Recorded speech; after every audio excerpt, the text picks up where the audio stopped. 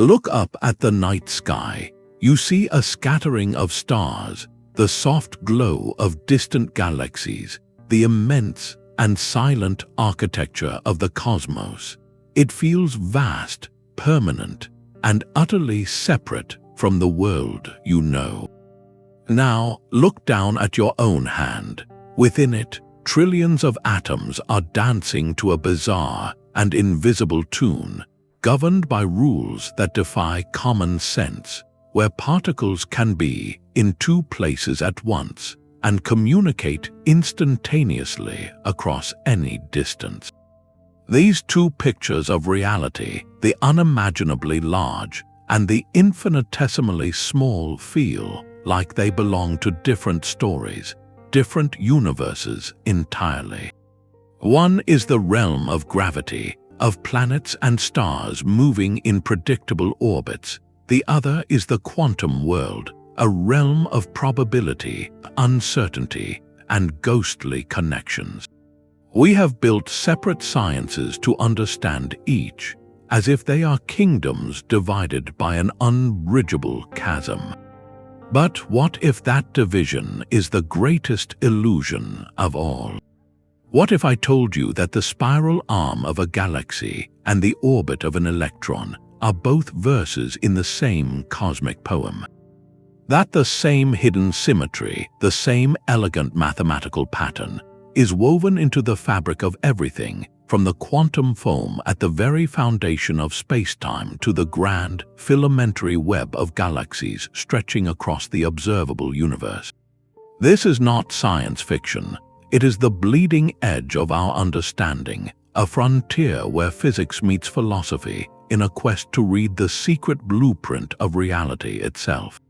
This profound and hidden symmetry linking quantum worlds and galactic structures is the thread we are going to pull on today. We are going to journey from the bizarre rules that govern atoms to the majestic, gravitational dance of galactic superclusters, and we are going to uncover how these seemingly separate realms are, in fact, whispering the same ancient mathematical language. Why does this matter? It matters because this connection is not just a curious coincidence for physicists to ponder. It is a potential key. Understanding this hidden symmetry could unlock the universe's deepest secrets, how it burst into being from nothing, what dark energy truly is, the nature of time itself, and whether the cosmos is, at its heart, a unified, coherent whole. It challenges our very perception of scale and separation. It suggests that when you gaze at the stars, you are, in a very real sense, looking at the magnified imprint of quantum whispers from the first moments of time. This journey will transform your perspective. It will invite you to see the universe not as a collection of separate domains, but as a single, interconnected masterpiece, a cosmic code waiting to be decoded. So prepare to have everything you thought you knew about reality stretched, reshaped, and woven back together into a story more astonishing than any fiction. The story begins now. To truly grasp the mystery we are about to explore, we must first feel the staggering, almost incomprehensible gulf that nature presents to us. Consider this: the smallest meaningful length in our universe is called the Planck length. It is so tiny that if you enlarged a single proton to the size of the entire solar system, the Planck length would still be smaller than a single tree on Earth. That is the realm of the quantum. Now shift your gaze outward. A single light year, the distance light travels in 1 year, is so vast that it makes our entire solar system look like a speck of dust in an endless cathedral. This is the realm of the cosmos. The difference in scale is not just large, it is monumental. It is as if the universe operates on two entirely different sets of blueprints, one for the impossibly small and one for the unimaginably large. And for a century, our physics has reflected this split personality. We have two magnificent, incredibly successful theories, and they speak completely different languages. On the quantum side, we have quantum field theory. This is the rulebook for the subatomic world. It tells us that particles are not just little balls, but excitations in invisible fields that fill all of space. It deals in probabilities, in waves of possibility. In this realm, a particle like an electron does not have a definite position until you look for it. It exists as a cloud of maybes. This is famously demonstrated by the double slit experiment, where a single particle seems to pass through two openings at once, creating an interference pattern of light and dark bands on a screen behind them. It behaves like a wave interfering with itself. On the cosmic side, we have Einstein's masterpiece, general relativity. This theory describes gravity not as a force, but as the curvature of space-time itself. Imagine placing a heavy bowling ball in the center of a taut trampoline. The trampoline warps, and any marble rolled nearby will spiral inward. That is gravity. General relativity paints the universe as a smooth, flexible fabric, where planets, stars, and galaxies create dips and curves that guide the motion of everything within them. This curvature is so powerful it can bend the very path of light, a phenomenon called gravitational lensing, where the mass of a giant galaxy cluster acts like a cosmic magnifying glass, distorting and smearing the images of galaxies behind it. Here is where the first flicker of a hidden connection appears. Look at those two phenomena side by side. In the double slit experiment, you have a wave interference pattern, bands of light and dark created by waves overlapping. In gravitational lensing, you also have an interference pattern of sorts, multiple, smeared, and distorted images of the same background galaxy, created because light waves traveling along different curved paths around the cluster reunite. Both are, at their heart, about interference. One is caused by the probabilistic wave nature of a single quantum particle. The other is caused by the warped geometry of space on a galactic scale. They are interference patterns separated by over 40 orders of magnitude in scale. This presents the fundamental challenge that has haunted physics for decades. How can the same reality be governed by two such brilliantly successful, yet seemingly incompatible, sets of rules? One theory says the stage is smooth and curved. The other says the stage itself is a chaotic, probabilistic foam at the tiniest scales. The physicist Carlo Rovelli offers a beautiful perspective.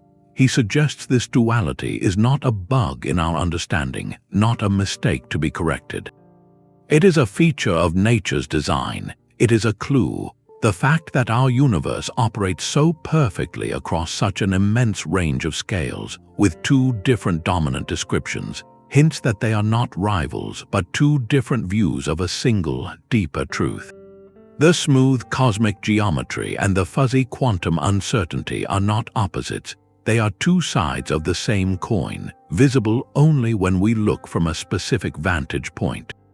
Our task, then, is to find the unifying thread, the hidden symmetry that weaves these two pictures into one seamless tapestry.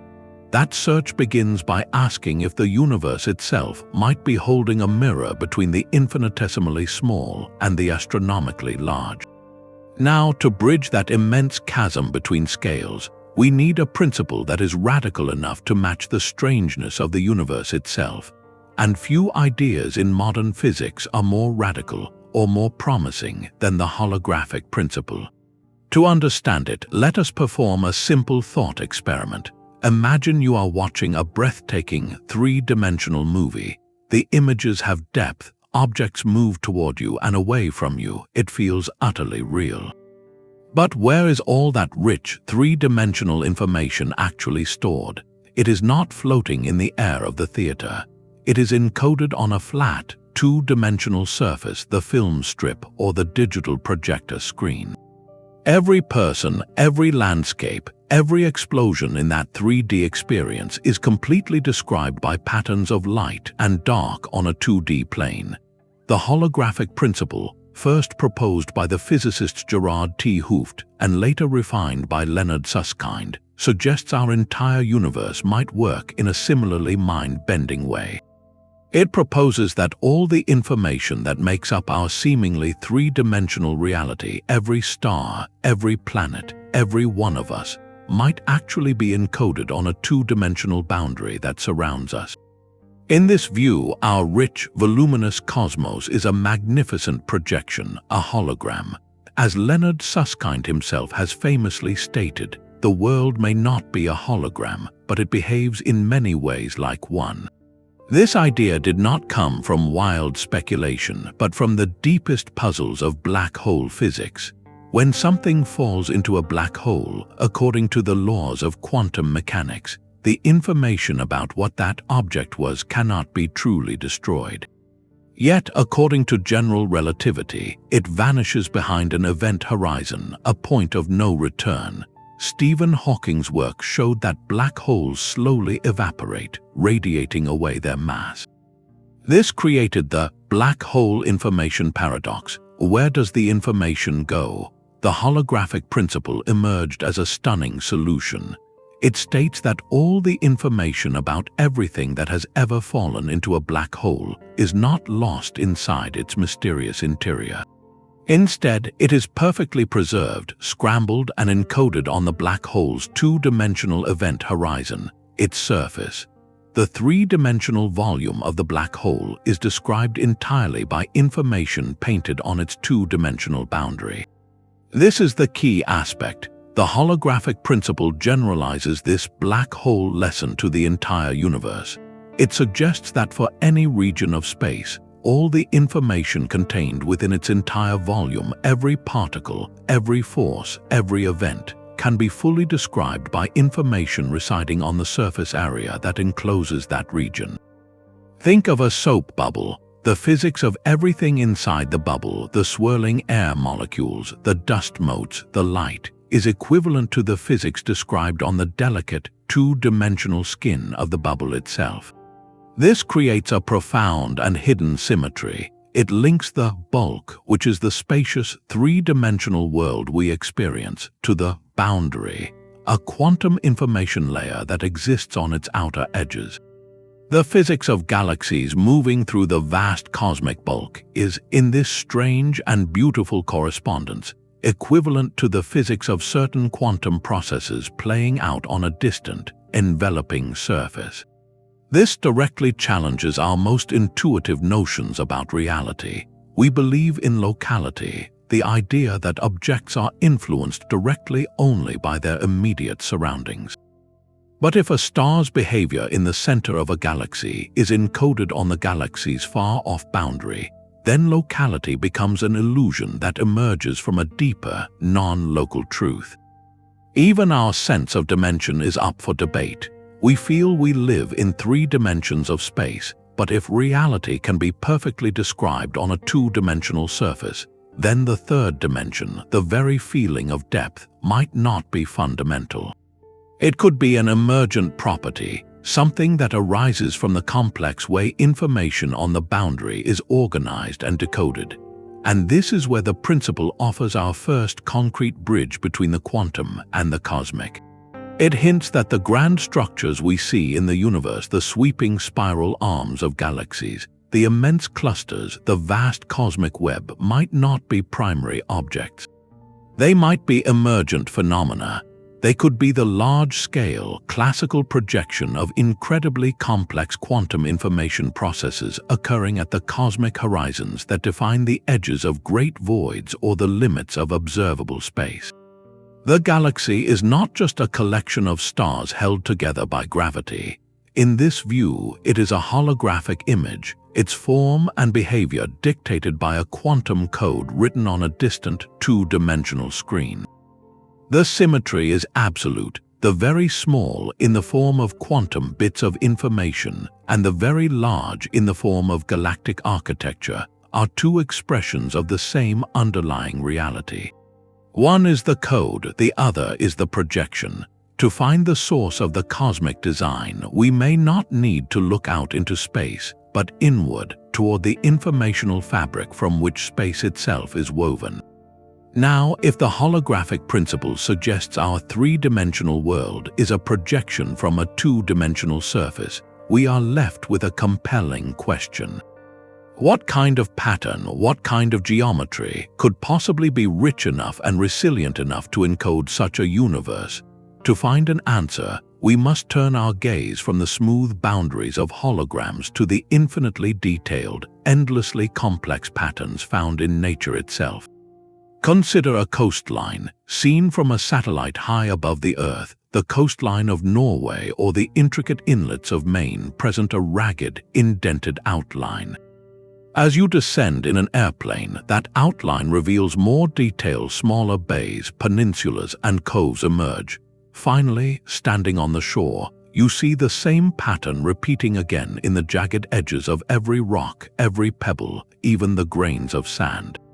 The complexity looks remarkably similar at every level of magnification.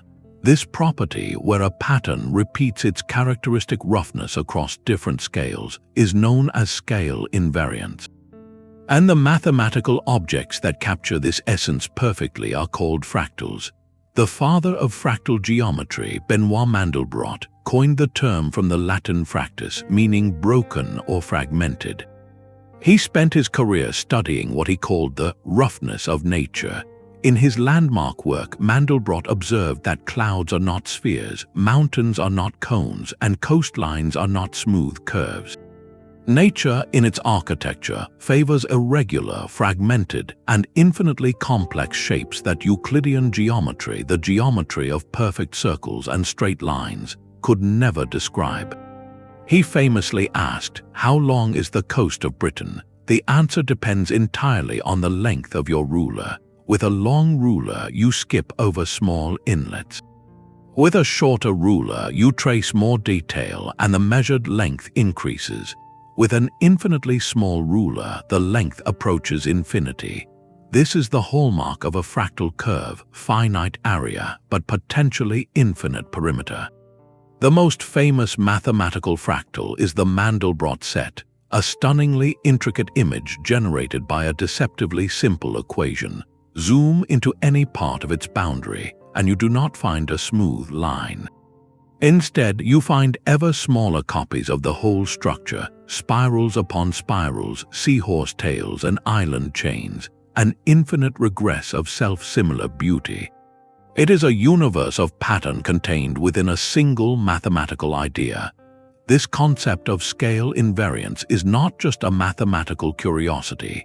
It is a fundamental feature of many physical systems at a precise tipping point, known as a critical point. Think of water transitioning from a liquid to a gas. At the precise temperature and pressure of the critical point, the substance exhibits wild fluctuations. Bubbles of vapor and droplets of liquid form at every conceivable scale, from microscopic to nearly the size of the container. The system has no dominant scale, it becomes scale-free. This is a classical example, but the phenomenon is even more profound in the quantum realm.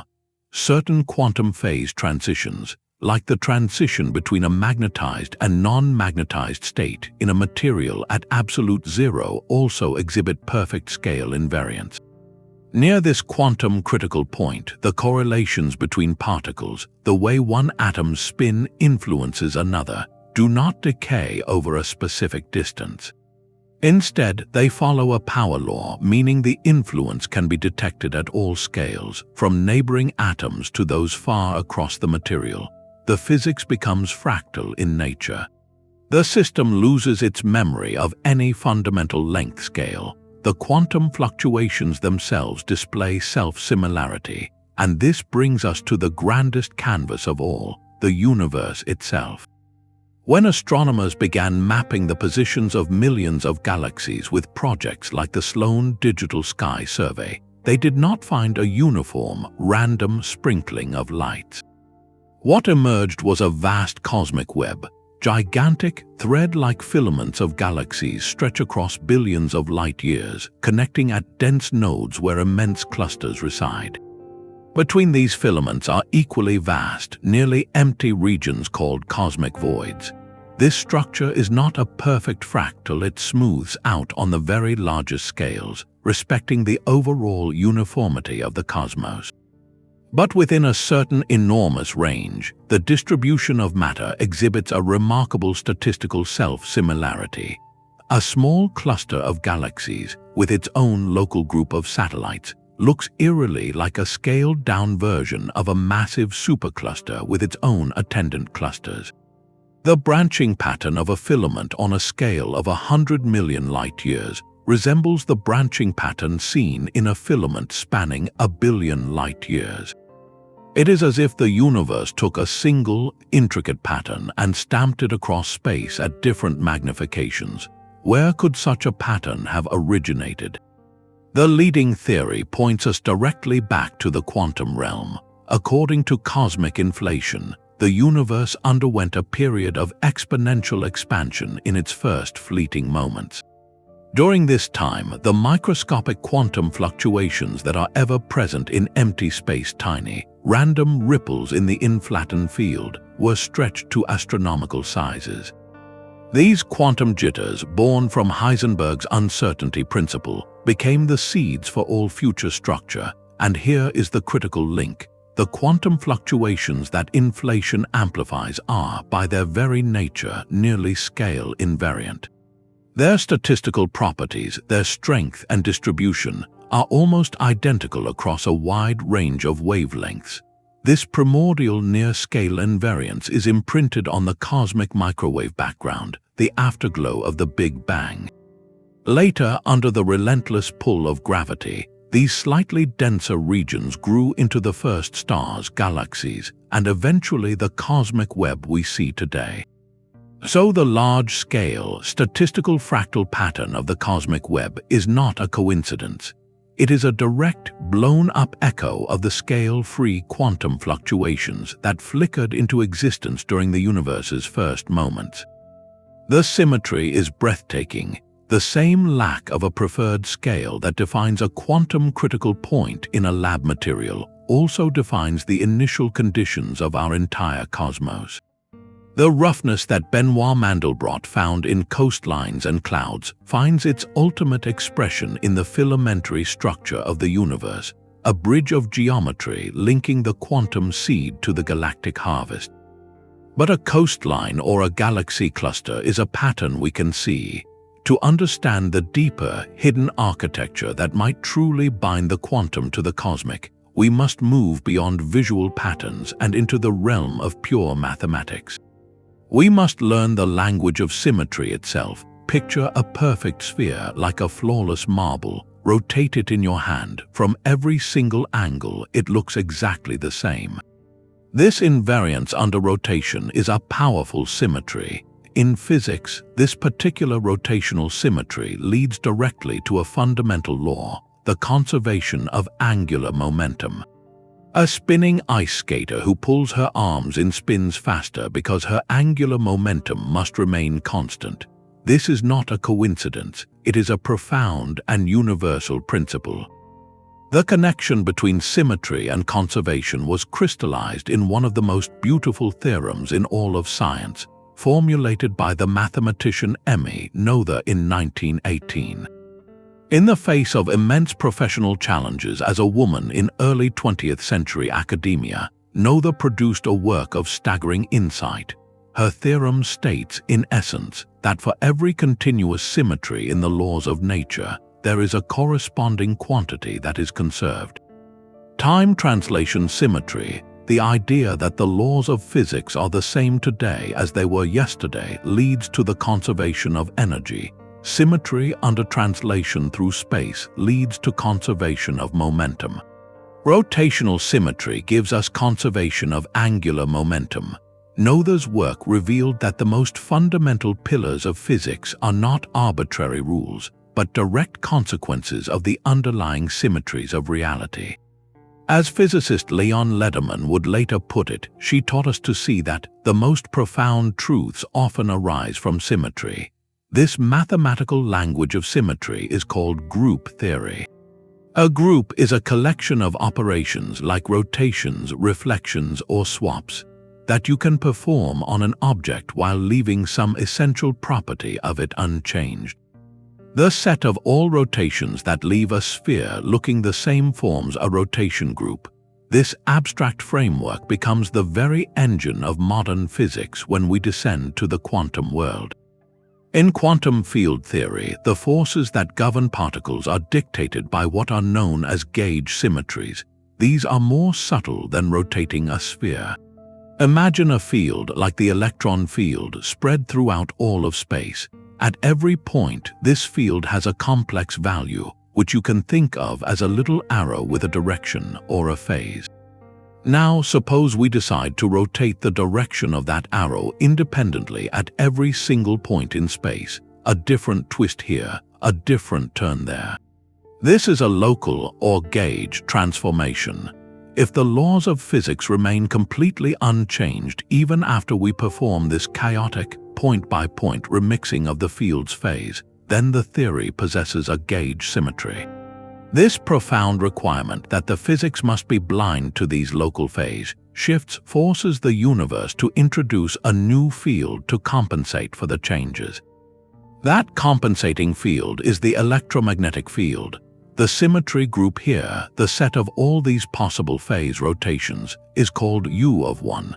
The need for this symmetry literally demands the existence of the photon, the particle of light, and dictates how it interacts with electrons. The strong nuclear force which binds quarks inside protons and neutrons arises from a more complex symmetry group called SU of 3. In this view, forces are not fundamental entities that just happen to exist. They are the necessary consequences of the universe respecting certain deep and abstract symmetries at every point in the fabric of reality. Now lift your gaze from the quantum foam to the expanse of the cosmos. The universe on the largest scales does not look like a perfect sphere, but it exhibits its own profound symmetries, codified in the cosmological principle. This principle states that, when averaged over sufficiently large volumes, the universe is both homogeneous and isotropic. Homogeneous means it is roughly the same everywhere, no special place. Isotropic means it looks the same in every direction, no special direction. This large-scale symmetry is not perfect in the detailed, point-by-point way of a gauge symmetry, but it is statistically true. A snapshot of the universe containing billions of galaxies shows a distribution that is, in its overall statistical properties, essentially uniform. This cosmological symmetry leads to its own kind of conservation. It constrains the possible solutions to Einstein's equations of general relativity, leading to the Friedmann equations that describe the evolution of the entire cosmos. It implies the conservation of certain large-scale properties as the universe expands, so we have a fascinating parallel. In the quantum realm, exact local gauge symmetries dictate the existence and behavior of force-carrying particles. In the cosmic realm, an approximate global statistical symmetry, homogeneity, and isotropy dictates the overall dynamics and geometry of spacetime itself. Could these two very different kinds of symmetry be manifestations of a single, deeper mathematical structure? The symmetry linking the quantum and galactic realms may not be a visual pattern, but an abstract one written in the language of groups. Perhaps the gauge groups that choreograph the dance of particles are, in some fundamental way, related to the symmetry groups that describe the large-scale shape of the universe. The physical manifestations are dramatically different. One gives us photons and gluons, the other gives us an expanding, uniform cosmos. Yet, the underlying mathematical objects, the groups and the conservation laws they imply might be branches of the same logical tree. Noether showed us that symmetries are the source of the enduring constants in nature, the things that do not change. As we seek a theory of quantum gravity, we are searching for the master symmetry, the one from which both the conservation of charge in an atom and the uniform expansion of the universe flow. It is a search for the ultimate invariant, the principle that remains true from the Planck scale to the scale of the cosmic web, revealing that the universe, in all its bewildering complexity, is ultimately speaking one consistent mathematical language. Now let's push beyond the abstract mathematics of symmetry and into one of the most bizarre and tangible features of the quantum world, a phenomenon so strange it troubled even Einstein. Imagine you have two special coins. You give one to a friend who boards a rocket and travels to a distant star system. You keep the other. You both agree to flip your coins at a predetermined time. According to all our everyday intuition, the result of your flip and your friend's flip should be completely independent, a 50-50 chance for heads or tails each. But in the quantum realm, we find something that defies this intuition entirely. We find that two particles, like electrons or photons, can be created or interact in such a way that they become intimately linked or entangled. These quantum coins, when measured, will always give opposite results. If yours comes up heads, your friend's instantly, and without any possible signal traveling between you, will come up tails. This correlation holds true even if they are separated by the width of a galaxy. There is no hidden instruction manual telling them what to do. The outcomes are genuinely random, yet perfectly coordinated. Einstein famously derided this as spooky action at a distance, believing it pointed to a flaw in quantum theory, suggesting there must be some hidden variables, some deeper, local reality we couldn't see. Decades of meticulous experiments, however, have confirmed that this spooky action is real. The universe, at its fundamental level, allows for instantaneous connections that transcend space. Quantum information theorists like John Preskill of the California Institute of Technology have moved beyond the philosophical shock of this to see entanglement for what it truly is, a profound physical resource. It is not just a curiosity, it is the fuel for the next revolution in computing and communication. In their language, entanglement is a quantifiable currency. They measure it using a concept called entanglement entropy. Think of it this way: if you have two entangled particles, you cannot fully describe one without mentioning the other. Their fates are intertwined. The entanglement entropy measures the strength of this invisible tether, the amount of information about one particle that is locked away in its partner. This isn't information in the sense of a written message. It's information about the quantum state itself. When particles are maximally entangled, knowing everything about one tells you everything about the other, even if an ocean of space lies between them. This non-local connection is a pure, almost magical feature of the quantum rulebook, one that has no direct analogy in our large-scale, classical world of planets and galaxies. Or does it? This brings us to a breathtakingly speculative leap. Our entire observable universe, every galaxy and star, emerged from a microscopic seed, a hot, dense, and fundamentally quantum state during the Big Bang. In those first fleeting moments, the entire cosmos was smaller than an atom, meaning every part of it was in intimate contact with every other part. Quantum fluctuations, tiny ripples of probability in the primordial fields, were happening everywhere. Crucially, these fluctuations were not random noise in isolated pockets. They were correlated across the entire infant universe because everything was connected. Then inflation struck, stretching this microscopic quantum domain to astronomical size in a fraction of a second. It took those correlated quantum jitters and blew them up to be the size of superclusters. The pattern of slightly denser and slightly less dense regions that would one day, under gravity's pull, become galaxies and voids was imprinted by these ancient quantum correlations.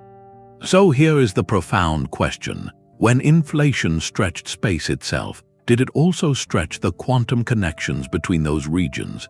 Could the large-scale structure of the universe today retain a faint, fossilized echo of primordial entanglement? Some cosmologists and quantum gravity researchers are exploring this very idea.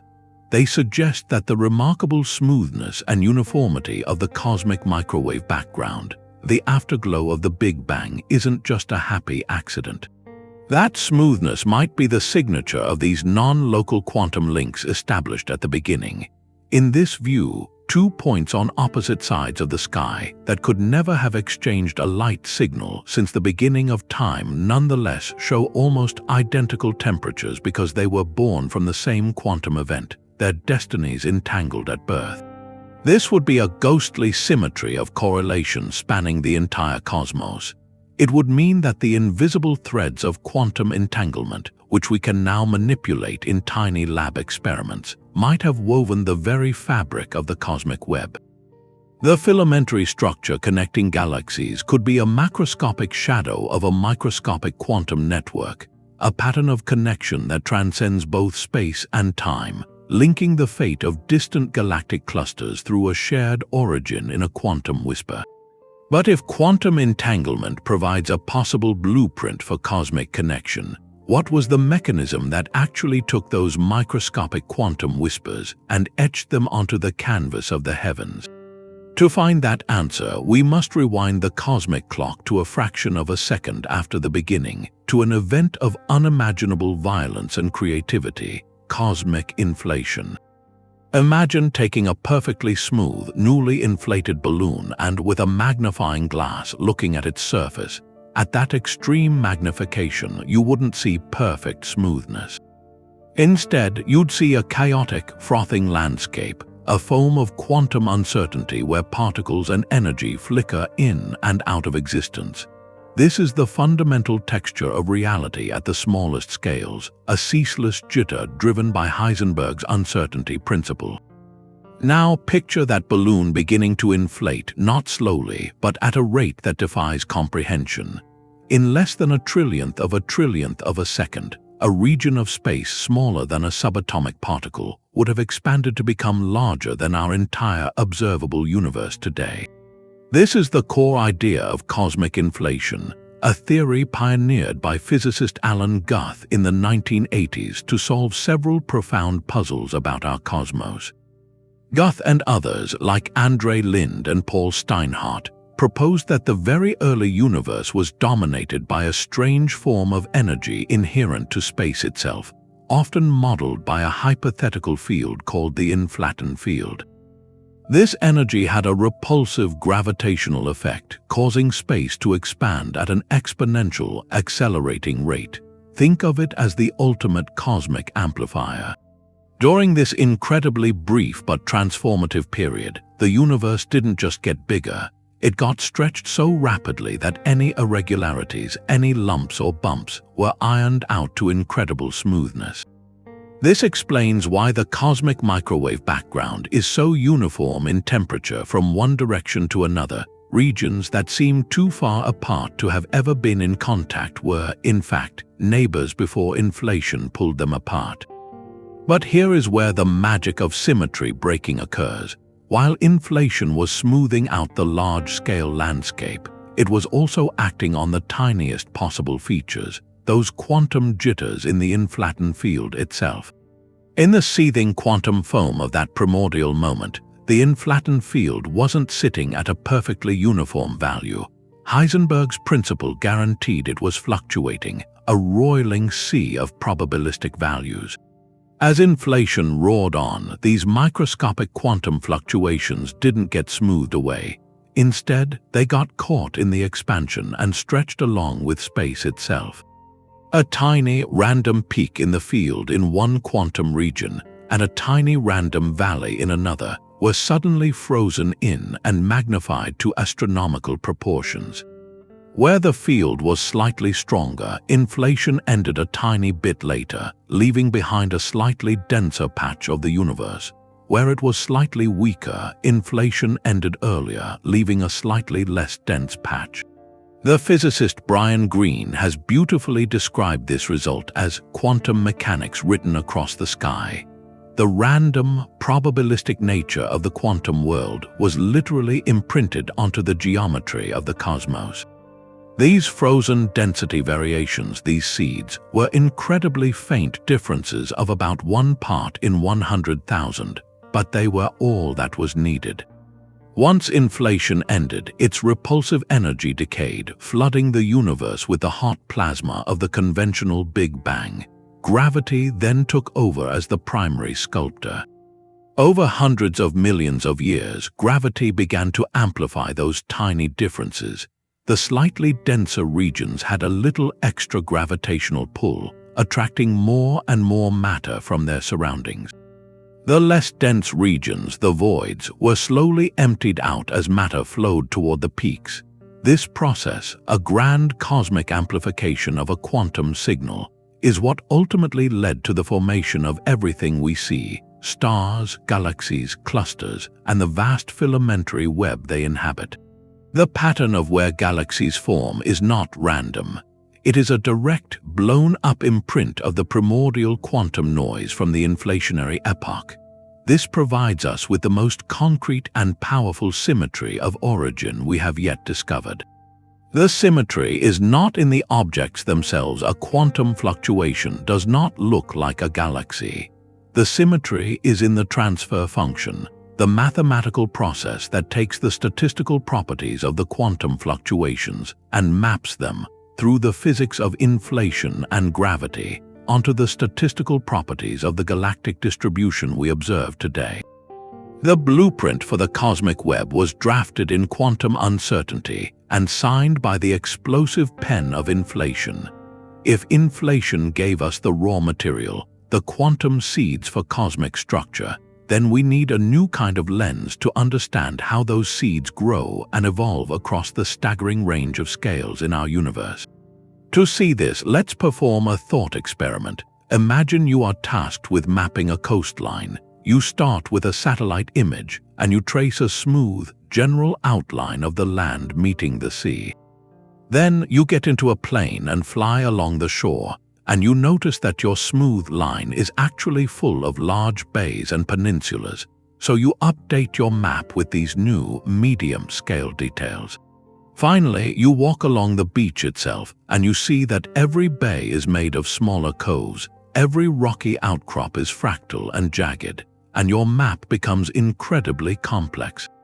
Which map is correct? They all are, but each one is correct for a specific level of description, for a specific scale of observation. The key insight is that there is a precise mathematical relationship between these maps. As you change your scale of observation or zoom out, you don't just lose details, you can actually calculate how the effective description of the coastline, its measured length, its roughness systematically changes.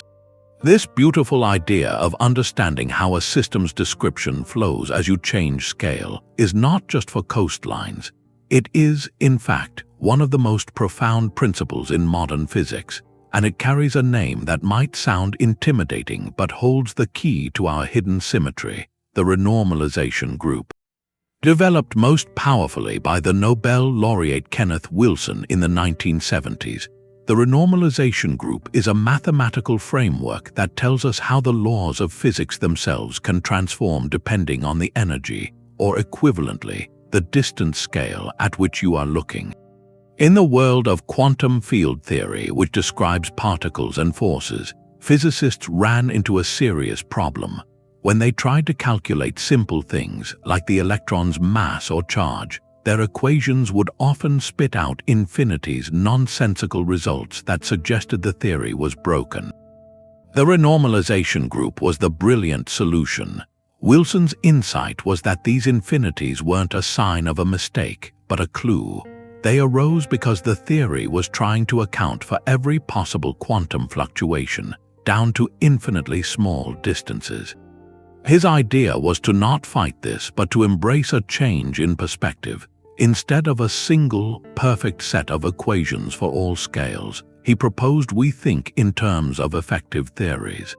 Imagine you have a theory that works perfectly well for describing physics at the scale of, say, a meter. But if you want to probe down to the scale of a millimeter, you discover new details, perhaps the friction of the surface or the atomic structure of the material, that your old theory didn't include. The Renormalization Group provides a step-by-step procedure. You start at the small scale with a detailed theory that includes all those microscopic intricacies. Then you mathematically coarse-grain your view. You average over the tiny details you don't care about for your larger scale perspective, and in doing so, you calculate how the parameters of your theory, things like coupling strengths, or even what you consider to be a fundamental particle, must change to still accurately describe what you see. It's like using a series of filters on a photograph. A fine filter shows every pore and hair. A coarser filter blurs those details away, but in doing so, it might reveal the broader contours of a face more clearly.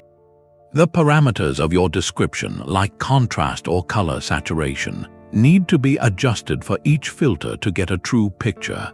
Wilson showed that this filtering process, this flow of theory parameters as you change scale, is what truly defines a physical theory.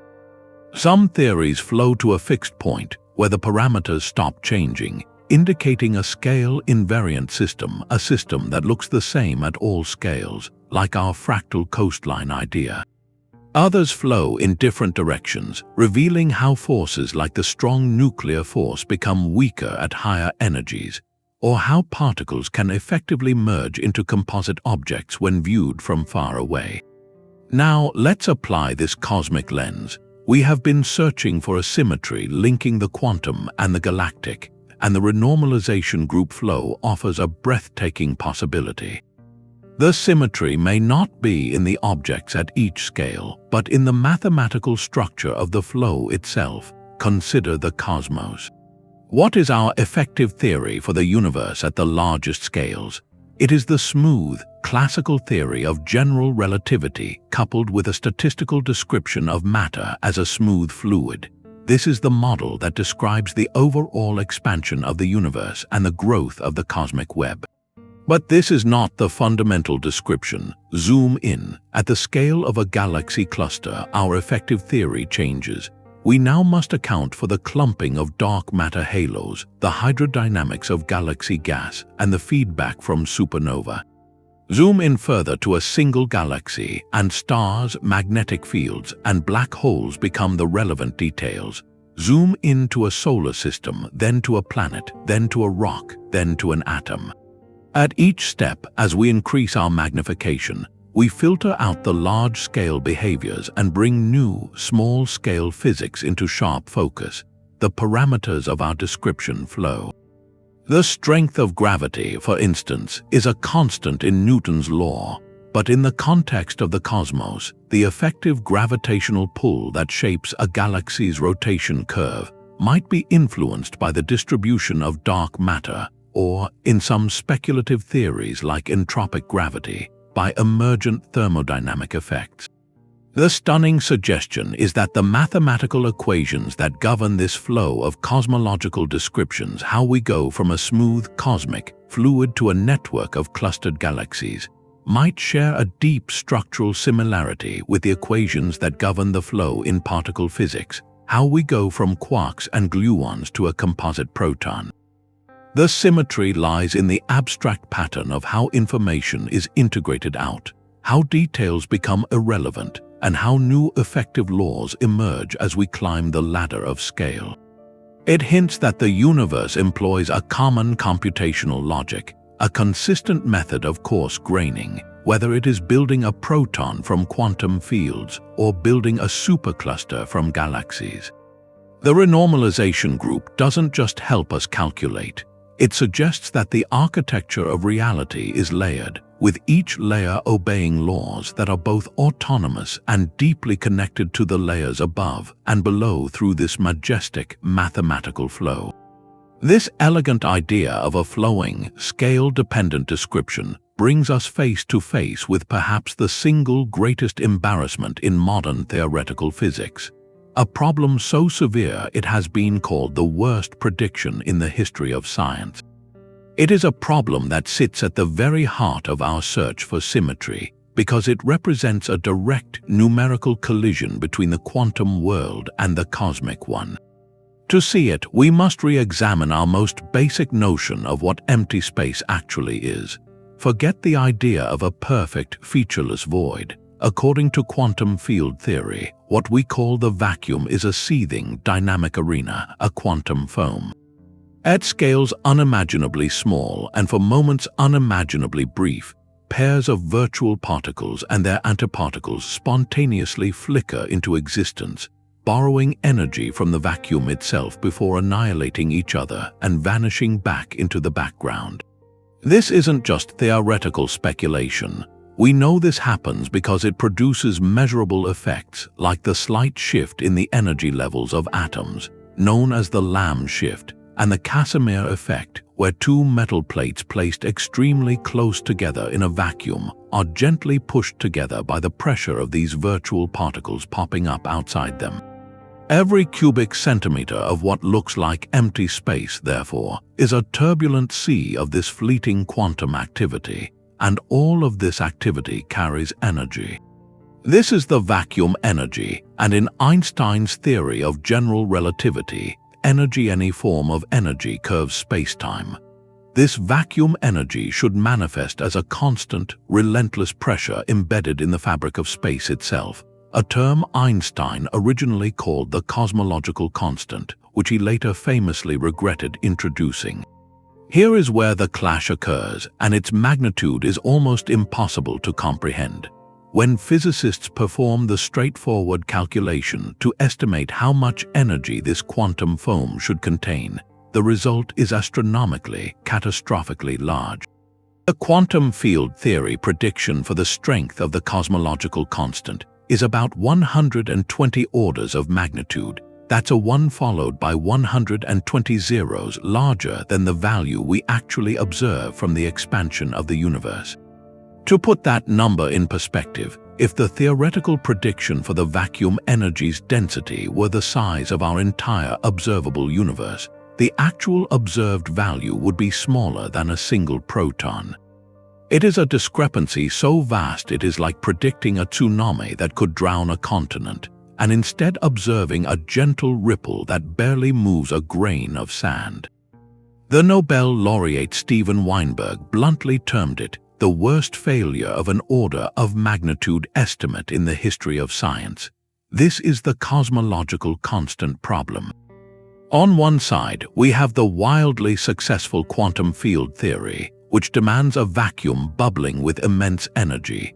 On the other, we have the equally successful general relativity, which observes a universe expanding at an accelerating rate driven by a mysterious, smooth force we call dark energy, a force whose measured strength is incredibly tiny but not zero. The two pillars of modern physics are giving us two utterly incompatible answers about the very nature of nothingness. This isn't just a minor accounting error. It represents a fundamental misunderstanding about how the quantum world couples to the large-scale geometry of the cosmos.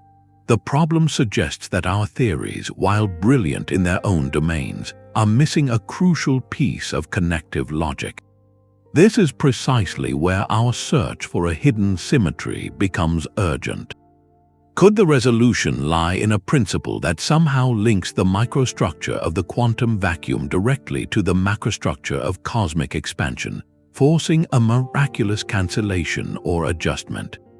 One tantalizing possibility is that the universe possesses a built-in symmetry, perhaps related to the holographic principle or the renormalization group flow we just discussed, that naturally sets the large-scale cosmological constant to nearly zero.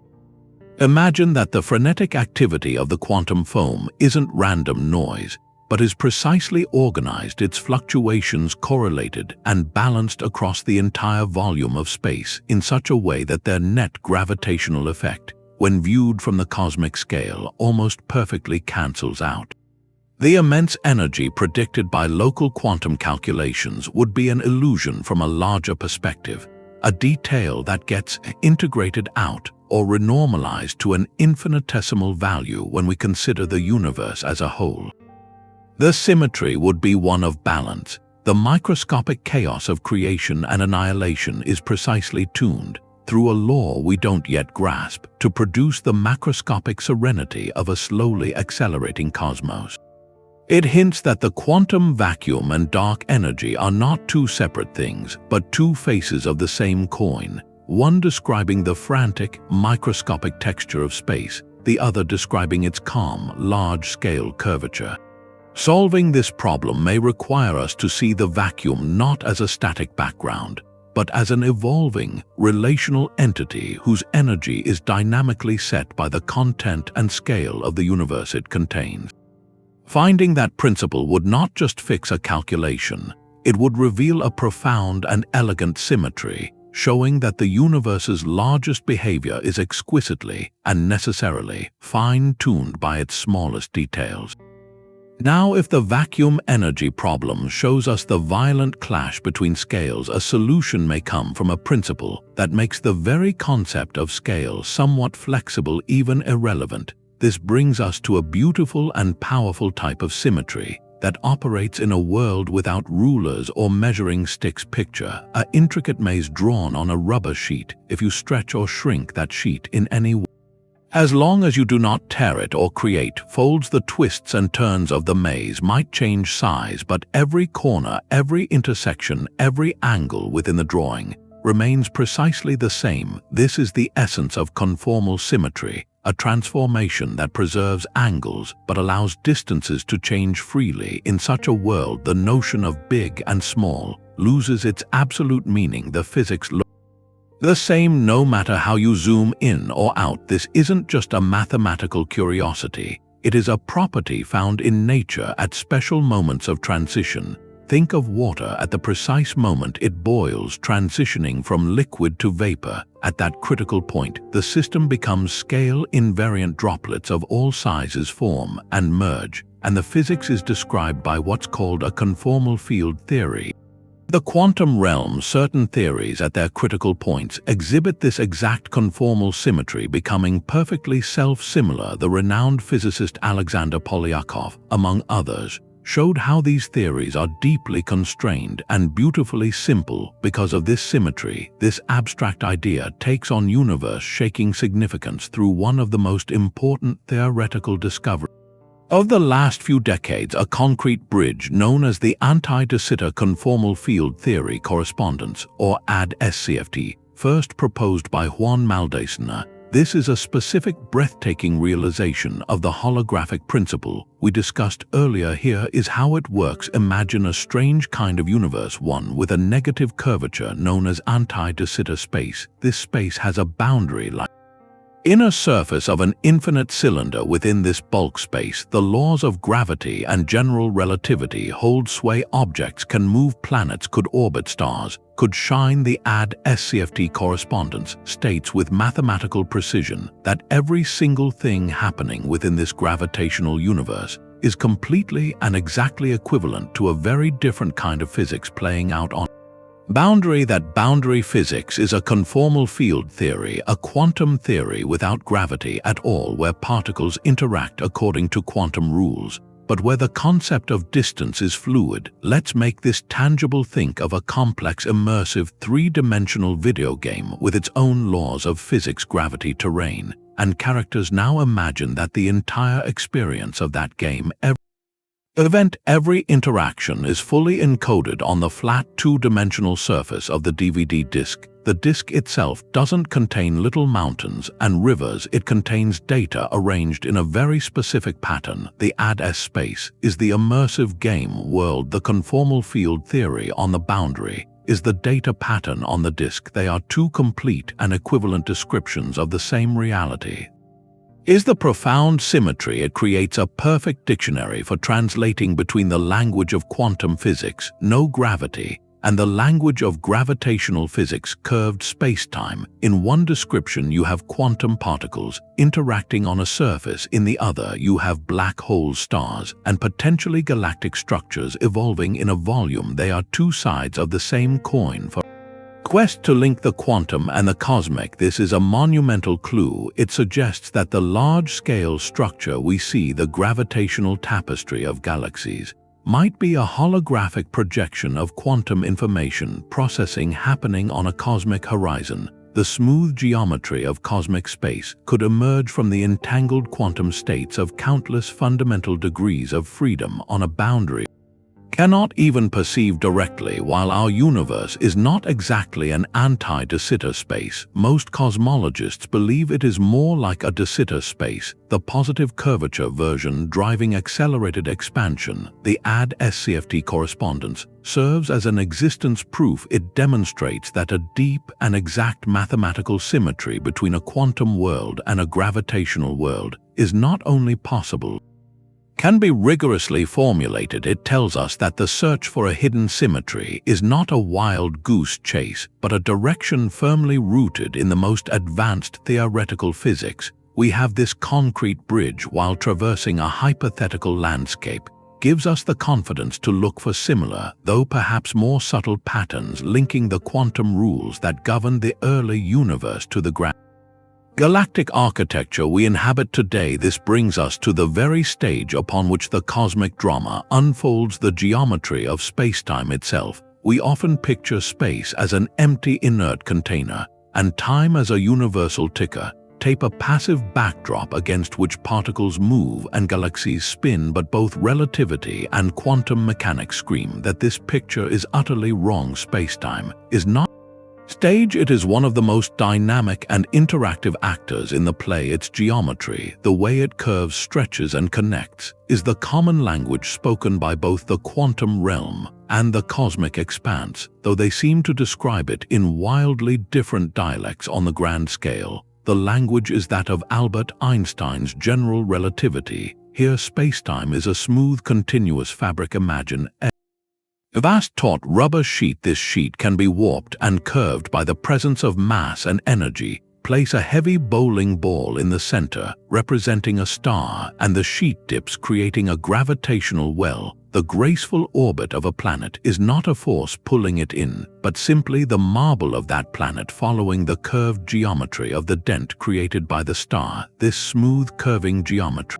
exquisitely predicts the motion of galaxies, the bending of light around massive clusters, and the very expansion of the universe itself. It is a classical language of certainty and definite shape. Now plunge down to the quantum level. Here, this serene picture shatters into a storm of uncertainty. If we could peer down to the Planck scale, a distance so tiny it is to a proton what a proton is to person, the smooth fabric of spacetime is predicted to dissolve into a seething, turbulent froth, often called quantum foam. In this realm, the very notions of here and there, before and after, become fuzzy, and probabilistic geometry itself becomes granular. This is where theories like loop quantum gravity, led by physicists like Carlo Rovelli, offer a radical new dialect. In this framework, spacetime is not continuous but is woven from a network of discrete finite loops. Think of it as a fabric woven from individual threads. These fundamental threads of space carry tiny quantized units of area and volume. They intertwine to form an evolving web known as a spin network. Rovelli describes these as the atoms of space, the most basic building blocks of geometry, where the familiar three-dimensional continuum emerges from their connections like a smooth piece of cloth emerging from a weave of individual fibers. So we have two descriptions, one of a smooth curving sheet and another of a frenetic discrete network. How can they both be describing the same underlying reality? This is the heart of the hidden geometric symmetry. The beautiful and profound suggestion is that the smooth, large-scale geometry of general relativity, the geometry that guides galaxies, is not fundamental. It is an average, a statistical emergence from the collective behavior of trillions upon trillions of those quantum geometric atoms. It is a symmetry of scale, much like the behavior of a material like water. To our eyes and hands, water is a smooth, continuous fluid we can pour and swim through, yet we know it is fundamentally made of a chaotic dance of discrete molecules. H2O, the fluidity, the waves, the surface tension, all these smooth classical properties emerge from the statistical laws governing countless microscopic interactions. No single molecule is wet or wavy, but together they create those phenomena in exactly the same way. The gentle curvature of space around a star, the vast flat geometry of intergalactic void, the very expansion of the cosmos. These may all be large-scale collective phenomena, They are the smooth classical wave that emerges from the chaotic quantum foam. The warping of spacetime that we call gravity on galactic scales would then be a thermodynamic effect, a result of the universe tending towards a state of higher entropy or disorder among its fundamental geometric building blocks. This flips our intuition. Instead of gravity being a fundamental force that tells space how to curve, it could be that the curvature of space is how we perceive the evolving relationships and statistics of space's own fundamental quantum bits. The geometry of the large is not written in stone, it is written in the statistics of the small. This means that every massive object, a star, a galaxy, a cluster, is essentially a vast organized pattern within the spin network of space, a pattern that on average creates the smooth dent in the rubber sheet we perceive from our macroscopic vantage point. The hidden symmetry is that the same geometric language describes reality at every level, but the grammar changes from the probabilistic grammar of quantum connections to the deterministic grammar of classical curvature. As we zoom out, connecting the architecture of the universe directly to the quantum structure of spacetime itself, now consider a universe in its infancy, not as a smooth, uniform soup, but as a field undergoing a dramatic transformation, much like water freezing into ice as the hot, dense plasma of the early universe expanded and cooled. The fundamental forces that govern reality are thought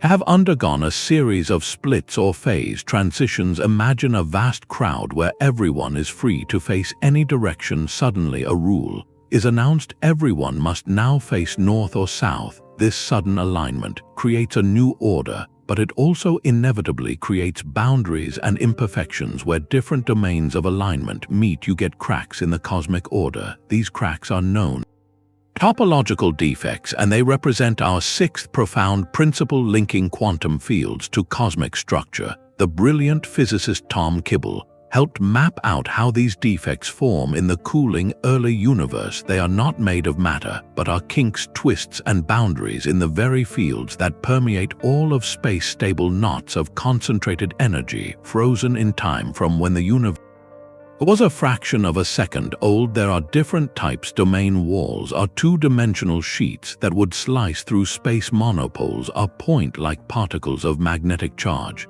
And then there are cosmic strings, perhaps the most fascinating of all these relics. Cosmic strings are theoretical objects, but they capture the imagination. Imagine infinitesimally thin threads, thinner than a proton, stretching across the entire cosmos, each one containing the mass energy of a whole galaxy packed into a line. These are not strings in the familiar sense. They are more like flaws in the crystalline structure of spacetime itself, scars left over from when the universe's symmetry first broke. The key here is that these defects are not random. They are direct macroscopic consequences of the specific symmetry breaking patterns written into the quantum fields that govern the early universe. The type of defect that forms depends entirely on the abstract mathematical shape of the field's potential, like the shape of a mountain valley, determining where a rolling ball will settle. This means that if we could ever discover a cosmic string out in the void, we would be holding a fossil, a tangible relic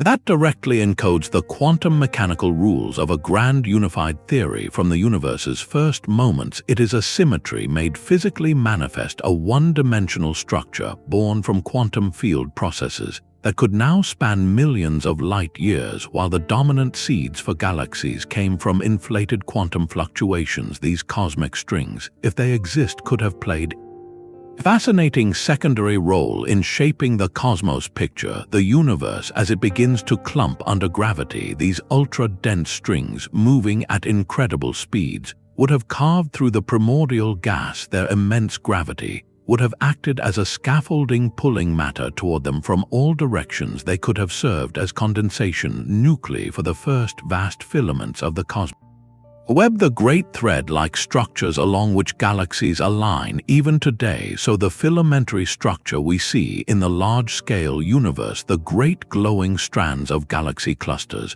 might be a faint echo, a ghostly imprint of these quantum field defects. The symmetry is breathtaking. A thread-like flaw from a quantum phase transition could literally have drawn the blueprint for the thread-like Distribution of galaxies across the sky, a direct line from the microphysics of fields to the macro structure of the universe. Now let's tune into the oldest signal in the cosmos, a faint whisper of light that carries the direct imprint of those first quantum moments. Picture the crackling static on an old television set where a small percentage of that snow is actually radiation left over from Big Bang itself. This is the cosmic microwave background, and it is not uniform static. It is a detailed map of tiny temperature differences, hot spots and cold spots that represent the seeds of all future structure. These subtle patterns are the universe's baby picture, and encoded within them is what cosmologists call the primordial power spectrum. Think of it as the ultimate fingerprint of the universe, a graph that tells us one crucial thing: how strong were the initial ripples in density across different sizes of patches of space. Was the early universe equally lumpy on the scale of a solar system as it was on the scale of a galaxy cluster? The power spectrum answers this by quantifying the strength or power of those initial fluctuations at every possible scale. The monumental finding from space missions like Planck have given us this fingerprint with incredible precision, and what it reveals is a signature of profound symmetry. The spectrum is remarkably close to what is known as a Harrison-Zeldovich spectrum, named for the scientists who predicted it. This describes a state of near-perfect scale invariance, meaning the fluctuations had almost exactly the same strength across a vast range of scales. A small patch of the early universe and a vastly larger patch looked statistically similar in their lumpiness. This near-scale invariance is not an accident. It is the direct smoking gun prediction of the simplest models of cosmic inflation. As that inflationary field, the inflaton, underwent its quantum jitters, those fluctuations were stretched across the cosmos. The process inflation naturally tends to produce a spectrum where the fluctuations are almost but not perfectly scale-free. It is a mathematical consequence of the quantum field's behavior being magnified to a cosmic volume. But the spectrum holds another deeper clue. It is not perfectly flat. The Planck data shows a very slight tilt, meaning there is a tiny bit more power in the larger scales of the universe.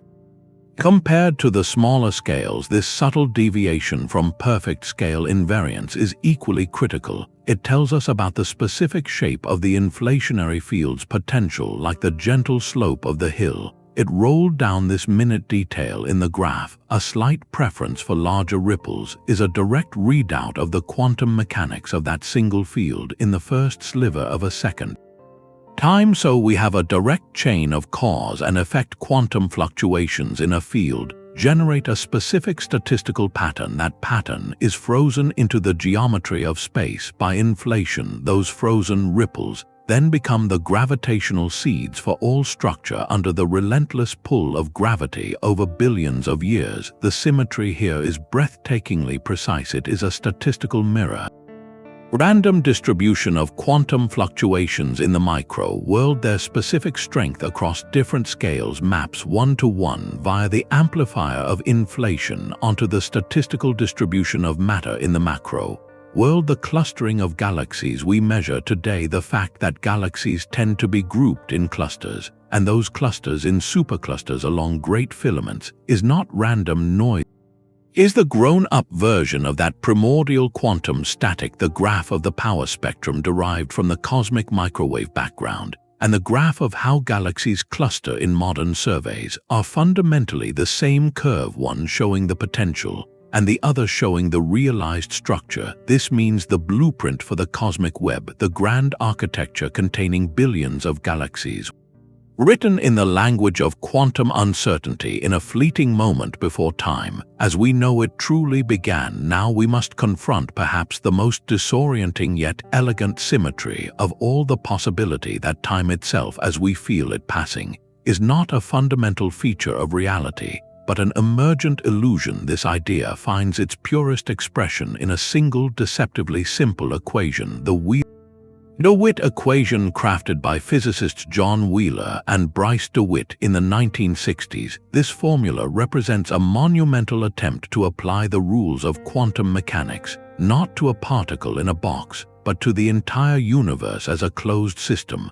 the result is something that shatters our everyday intuition. When you write down the quantum description of everything, there is no place for a time variable to plug in. The equation famously reads simply h psi equals 0, where psi is the wave function of the universe and h is the Hamiltonian operator, which usually tells a system how it evolves in time. Here it states that the universe's wave function is an eigenstate of zero energy, or more poetically, that the entire cosmos is frozen in a single timeless quantum state. Wheeler-DeWitt himself grappled with the implications, calling it the problem of time. How do we recover the flowing, changing world we see from a static, timeless mathematical object? The answer emerging from this framework is as revolutionary as the equation itself. Time does not pass the universe, just as what we perceive as the arrow of time from the Big Bang to the formation of galaxies to our own present moment is not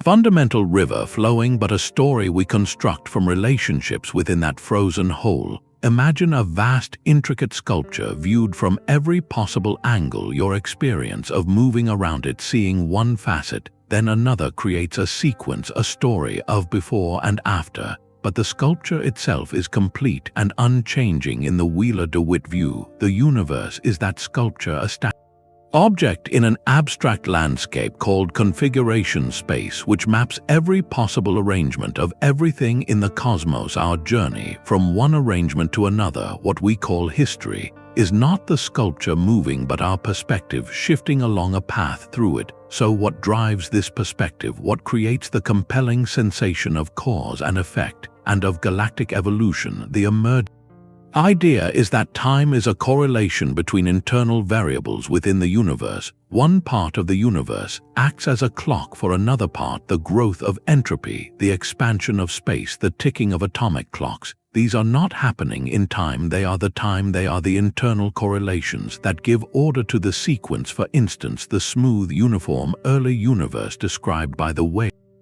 function is correlated with a state of extremely low entropy. As quantum correlations unfold, the entropy increases, and we label that increase as the forward march of time, and with it the gravitational clumping that forms galaxies. The entire epic history, from quantum fluctuations to spiral galaxies, is encoded at once in the universal wave function, and our lived experience is a reading out of information along a particular thread of correlation. This presents a staggering symmetry that links the microscopic to the cosmic in a new way. The fundamental description is timeless and quantum. The universe in its entirety is a single quantum state obeying the Wheeler-DeWitt equation, but within that state the quantum correlations between its myriad parts, from subatomic particles to galaxies, clusters, create the emergent phenomenon of time, and therefore the apparent evolution of structure. The micro-logic of quantum entanglement and correlation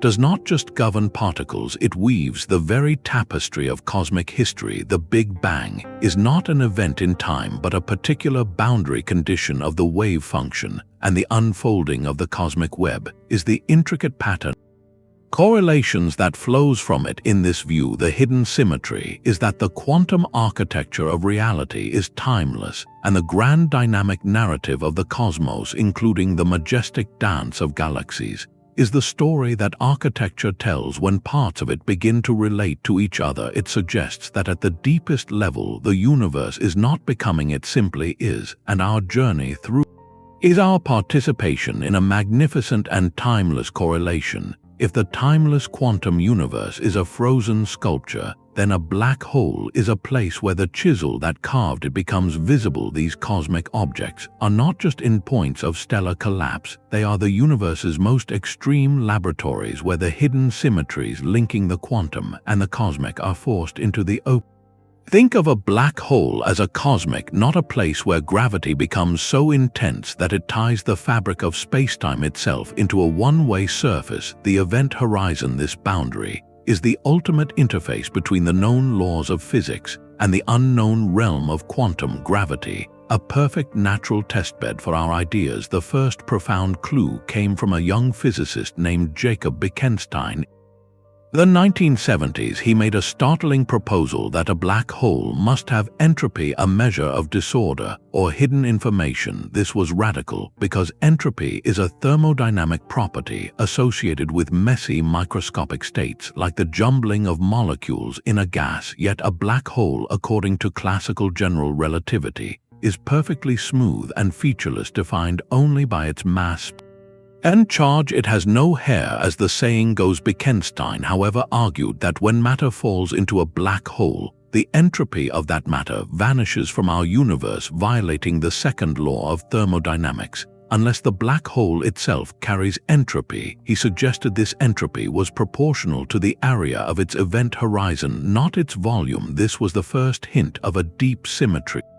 Thermodynamic properties were linked to pure geometry. Stephen Hawking initially disliked the idea, but his own work soon provided its stunning confirmation. Hawking showed that black holes are not truly black. Through quantum effects near the horizon, they can radiate particles, slowly evaporating over astronomical timescales. This Hawking radiation has a temperature, and where there is a temperature, the laws of thermodynamics demand there be an entropy. Hawking's calculation cemented the Wittgenstein-Hawking formula: black hole entropy equals the horizon area divided by 4 plus some fundamental constants. In one elegant equation, it ties together gravity described by area, quantum mechanics described by the constant, and thermodynamics described by entropy. As Hawking himself put it, it was as if he had found the missing piece of a puzzle he didn't know he was solving. This result is a flashing neon sign pointing toward a hidden symmetry. It hints that spacetime itself may not be a smooth continuum,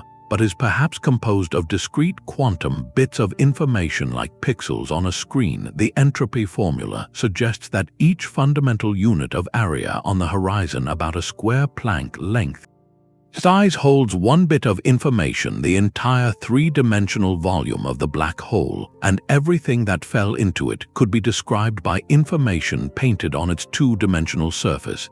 This is a direct and powerful example of the holographic principle in action, a concrete symmetry where the physics of a volume is encoded on its boundary. Now take this revolutionary idea and scale it.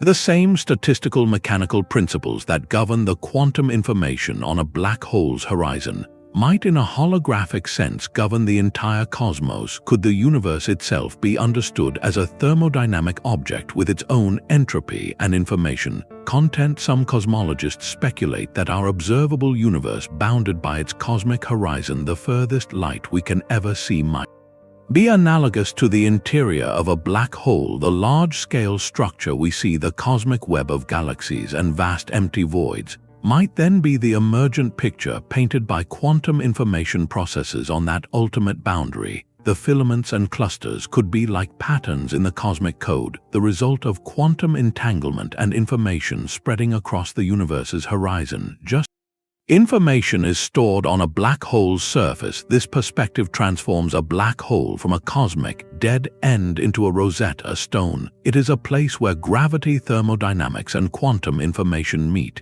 and are forced to speak the same language. The symmetries we glimpse in its stark simplicity, the link between area and information, between temperature and geometry, offer our clearest template. How all of reality might be woven together, from the smallest quantum threads to the largest galactic tapestries. But if black holes teach us that gravity, thermodynamics, and information are deeply intertwined, what if we have been thinking about gravity itself in the wrong way for centuries? This leads us to a principle so radical, it turns our understanding of a fundamental force completely inside out. Imagine gravity not as one of the universe's primary ingredients, not a fundamental force like electromagnetism, but as something that emerges from a more basic reality, an effect rather than a cause. Think of the pressure in a gas. You do not need a law for pressure. It simply emerges from the collective statistical behavior of countless molecules colliding against the walls of their container. In view, gravity might be a similar collective illusion, a force that arises naturally from the universe's innate tendency to move towards disorder. This is the core of emergent gravity, a framework most famously developed by theoretical physicist Eric Verland. His proposal, called entropic gravity, suggests that what we perceive as the gravitational force is actually a consequence of entropy, the drive towards maximum disorder, and the way information is organized on cosmic scales. Verland himself frames it starkly: gravity is not a fundamental interaction,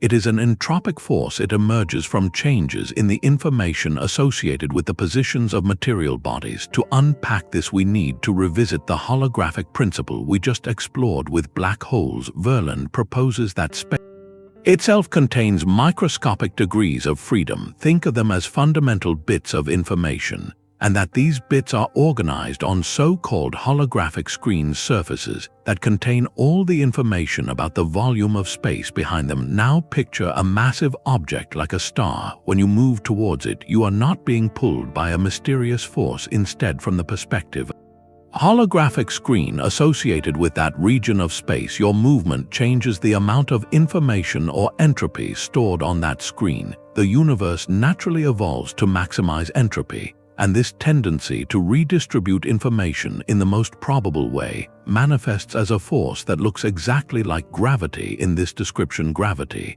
is not a primary actor but a statistical outcome. Like way a crowd naturally disperses to fill a plaza, the apparent pull is just the system settling into its most likely arrangement of information. This leads to a breathtaking and testable symmetry. If gravity emerges from quantum information principles on holographic screens, then the equations that describe the motion of stars within galaxies should naturally arise from those same principles, without needing to invoke vast halos of invisible dark matter. For decades, astronomers have observed that stars orbit the centers of galaxies far too quickly according to the gravitational pull of the visible stars, and gas alone. The standard solution has been to propose dark matter, an unseen form of matter that provides the extra gravitational glue. But Verland's emergent gravity offers a dramatic alternative. Perhaps there is no dark matter particle at all. Instead, the observed rotation curves of galaxies, the way orbital speeds flatten out rather than drop with distance, could be a direct prediction of how gravity emerges from quantum information on the scale of an entire galaxy. The mathematics of his theory, when applied to galactic scales, reproduces the exact same observational data. Dark matter was invented to explain it. Posits that what we call dark matter effects are actually manifestations of the quantum informational microstructure of spacetime itself. This is a profound proposed symmetry. The same quantum informational principles that govern the behavior of entangled particles or the entropy of a black hole horizon could also dictate the grand rotational dance of galaxies. The force that holds a galaxy together and the strange statistics of the quantum world may be two faces of the same emergent phenomenon. Of course, this idea is highly speculative and faces significant challenges from the broader physics community. It must also explain other evidence for dark matter, like the behavior of colliding galaxy clusters, but its power lies in its bold unification.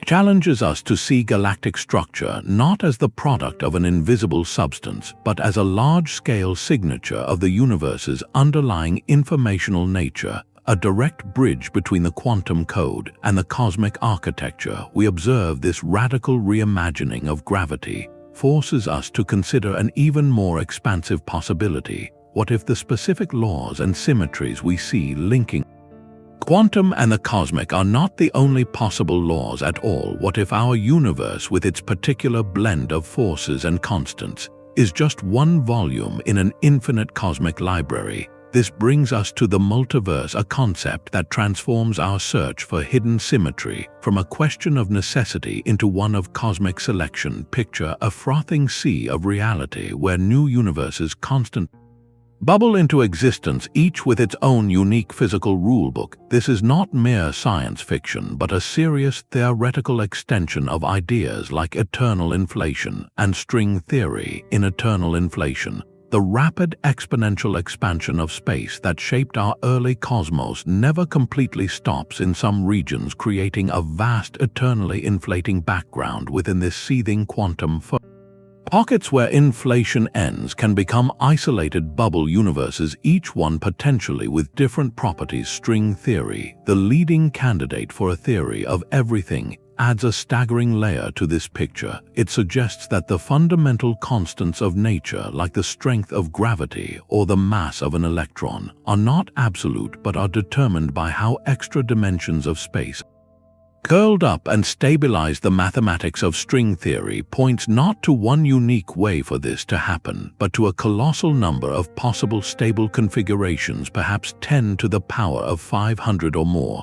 This is the string theory landscape, a vast terrain of possible universes, each corresponding to a different valley or vacuum state in an abstract mathematical space. Our universe, then, just one point in this incomprehensibly vast landscape, one possible solution among a near infinity of others. Cosmologist Max Tegmark extends this idea even further in his classification of multiverses, proposing levels where not just physical constants differ, but where the very mathematical structures governing reality change. He suggests that all structures that exist mathematically exist physically in some sense, offering a perspective where our universe's laws are a subset of a much broader mathematical reality. This framework fundamentally changes the question we have been asking. Instead of why does our universe exhibit this particular hidden symmetry, linking quantum foam to galactic webs, we must ask in which kinds of universes could observers like us ever arise to notice such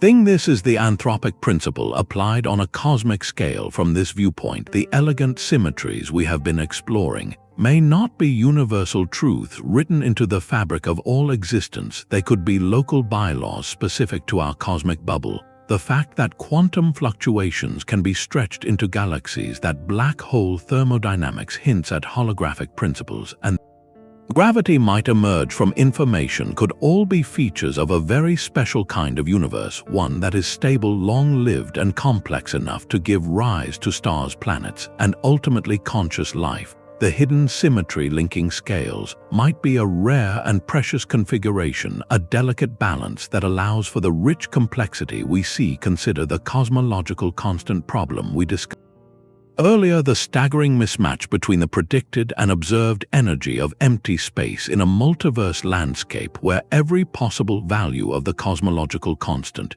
is realized somewhere. Universes with a value much larger than our own would either expand so violently that no structures could ever form, or recollapse so quickly that time for complexity never exists. We find ourselves in a universe with an eerily small but non-zero cosmological constant, precisely because only in such a universe can galaxies and observers exist to measure it. Similarly, the specific symmetries that allow quantum fields to imprint patterns on the cosmos, and for gravity to mold those patterns into galaxies, might be part of a tightly constrained set of conditions necessary for a universe to be habitable. This does not diminish the profound beauty of the symmetry, it contextualizes it. The connection between the quantum and the cosmic becomes even more remarkable, not as an inevitable law, but as a key feature of a universe capable of asking questions about itself. It suggests that the mathematical threads weaving through reality, from Planck lengths to light years, are the very threads that weave possibility of life and consciousness into the cosmos. Our investigation into this hidden symmetry then becomes a form of cosmic self-discovery, an attempt to read the unique signature of our own particular volume in the infinite library of possibilities. But if the laws of our universe are just one special selection in a cosmic landscape of possibilities, then what is the fundamental substance? That landscape itself, what is the canvas upon which these different sets of laws are painted? This leads us to a principle that reimagines the canvas entirely, proposing that space and time at their deepest level are not smooth and continuous as we experience them, but are built from something more abstract and algebraic. This is the world of non-commutative geometry, a profound mathematical framework where the very concept of a point in space begins to dissolve. To grasp this, we need to revisit a cornerstone of quantum mechanics, the uncertainty principle. We know that at the quantum level you cannot simultaneously know both the exact position and the exact momentum of a particle measuring one disturbs the other. This is often described as a limitation of measurement, but in a deeper sense, reveals a fundamental property of reality at tiny scales. The variables for position and momentum do not commute, meaning the order in which you theoretically perform these operations matters. Do this, then that gives a different mathematical result. Then do that, then this. Now imagine applying this same quantum logic not just to particles moving through space, but to the coordinates of space itself.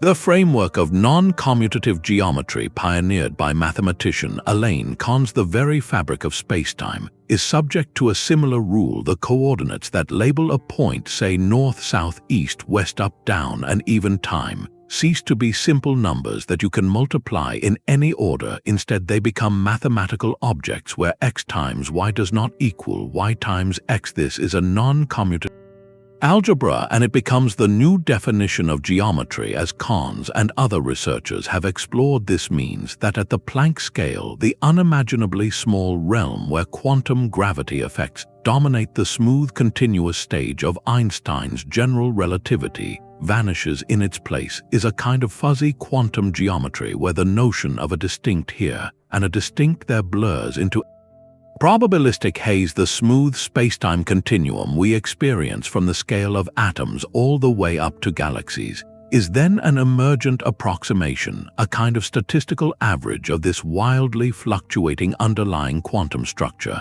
Much like the smooth surface of a pond emerges from the chaotic motion of countless water molecules, the hidden symmetry linking quantum and cosmic scales here.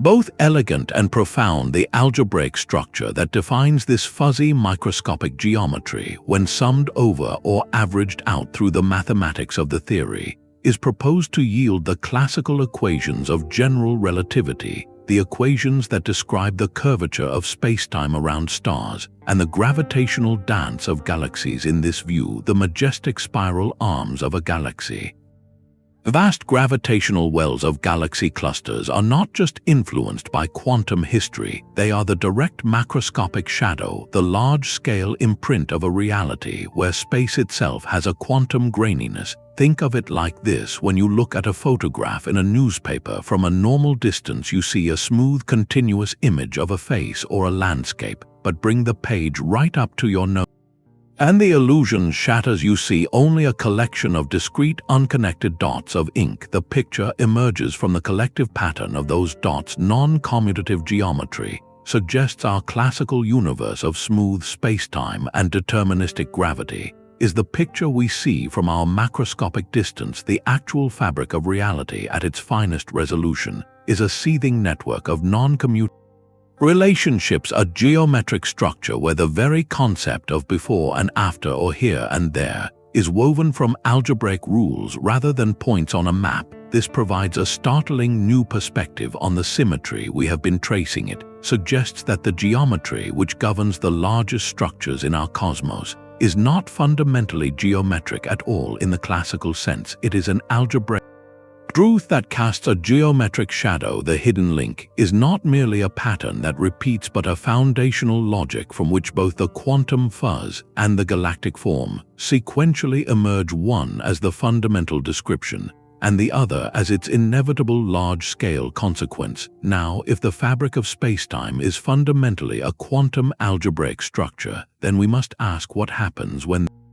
the structure undergoes a dramatic change, a phase transition in the earliest moments of time. This brings us from the abstract to the potentially observable, and to one of the most intriguing puzzles in our map of the infant universe, a mysterious feature known as the cold spot in the cosmic microwave background. To understand its significance, picture the cosmic microwave background not as a uniform but as a detailed baby picture of the universe when it was just 380,000 years old. Across this map, scientists observed tiny temperature variations, hot spots and cold spots, that are the seeds of all future structure. Most of these variations are small and statistically random, fitting beautifully with the predictions of cosmic inflation. But then there is the cold spot, unusually large and deep region of cold temperature in the constellation Eridanus that has stubbornly refused to be easily explained by standard inflationary models alone. It is a cosmic anomaly, a feature that stands out from the crowd and demands an explanation. This is where the concept of cosmic textures enters the stage as theorized by researchers like Neil Turok and others. Textures are specific type of topological defect, a kind of knot or twist that can form in quantum fields as the universe cools and undergoes symmetry breaking. Think of it like this: as a uniform magnetic material cools, its atoms all align their magnetic poles in the same direction. But if different regions choose different directions to align in a process that is not perfectly synchronized, defects can form. The boundaries where those regions meet in a cosmic field driving the forces of the early universe. Such a defect would not be a physical object made of matter, but a persistent kink in the fabric of spacetime, itself a region of concentrated energy density frozen into the cosmos. A cosmic texture would be a specific solution to the equations of a quantum field, a stable knot that would not unravel.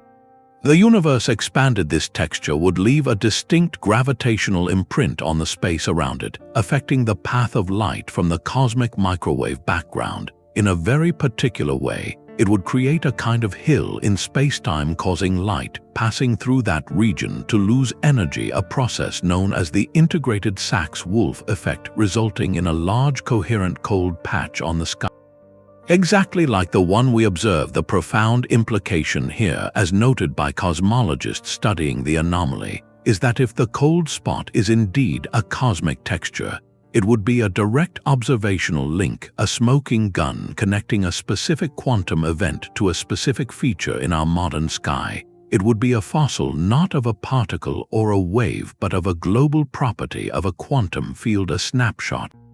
Symmetry breaking itself, captured when the universe was a fraction of a second old, and then stretched across billions of light years by cosmic expansion. Imagine the chain of causality. A subtle twist forms in a quantum field in the first fleeting moments after the Big Bang, a direct consequence of how that field cooled and its symmetries changed. That single topological knot then persists. Universe inflates to an enormous size and evolves over 13.8 billion years. Ultimately, its gravitational signature imprints itself on the last scattering surface, the source of the cosmic microwave background.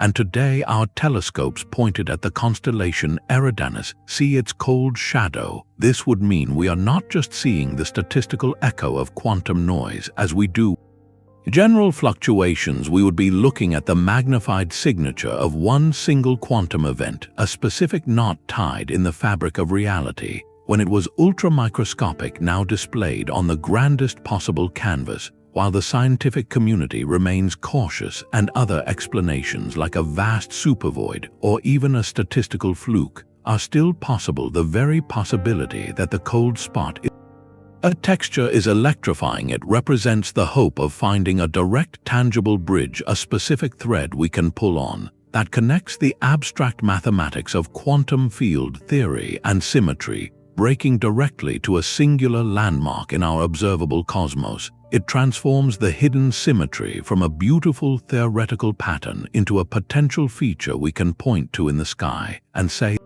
right there is where a quantum field tied a knot so immense we can see it from across the universe. This idea of a single quantum knot stretched across the cosmos challenges our very notion of what is big and what is small, but it also leads us to an even more foundational question. What if spacetime, the very stage upon which these knots are tied, is not a smooth, continuous fabric at all?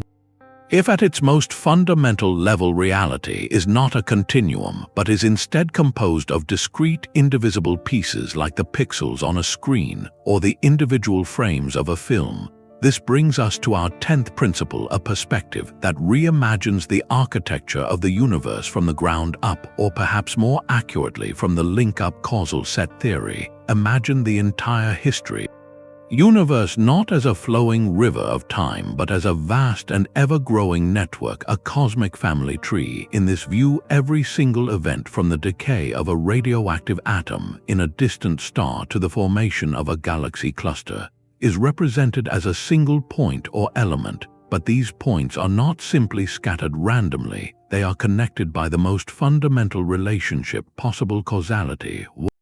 Point is connected to another if the first can influence the second, if it lies in its past. This creates what mathematicians call a partially ordered set, a causal set, where the relationships of before and after create the structure of reality itself. The smooth four-dimensional spacetime of Einstein's theory, with its gentle curves and warps, is not the starting point here. It is an illusion, a lie.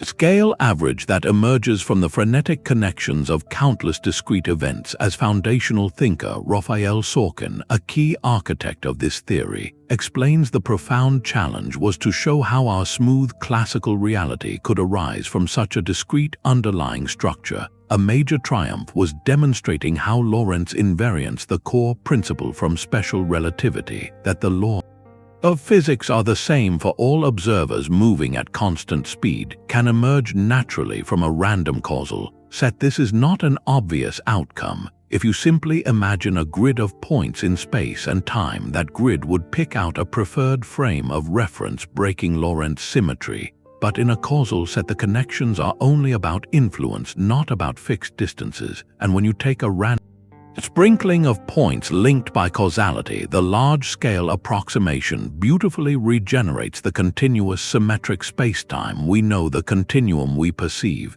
is a kind of statistical mirage. Now consider the hidden symmetry. This perspective suggests the large-scale causal architecture of the universe, which events in the early cosmos could influence the formation of our galaxy, which supernova explosions could seed future solar systems, is not governed by smooth geometry alone. It is built from the same combinatorial logic, the same process of growth that defines the microscopic causal set. The universe, according to this theory, grows by the continual birth of new elementary events, each finding its place in the ever-expanding network of causal links. This means the majestic flow of cosmos history from the Big Bang to the present day emerges from a quantum logic of discrete connections. The reason galaxies can form in certain patterns over billions of years may be rooted in the specific way new events are added to the causal set, a process that is probabilistic and quantum in nature. At the smallest scale, the symmetry is profound. The rules governing the growth of the network, the logic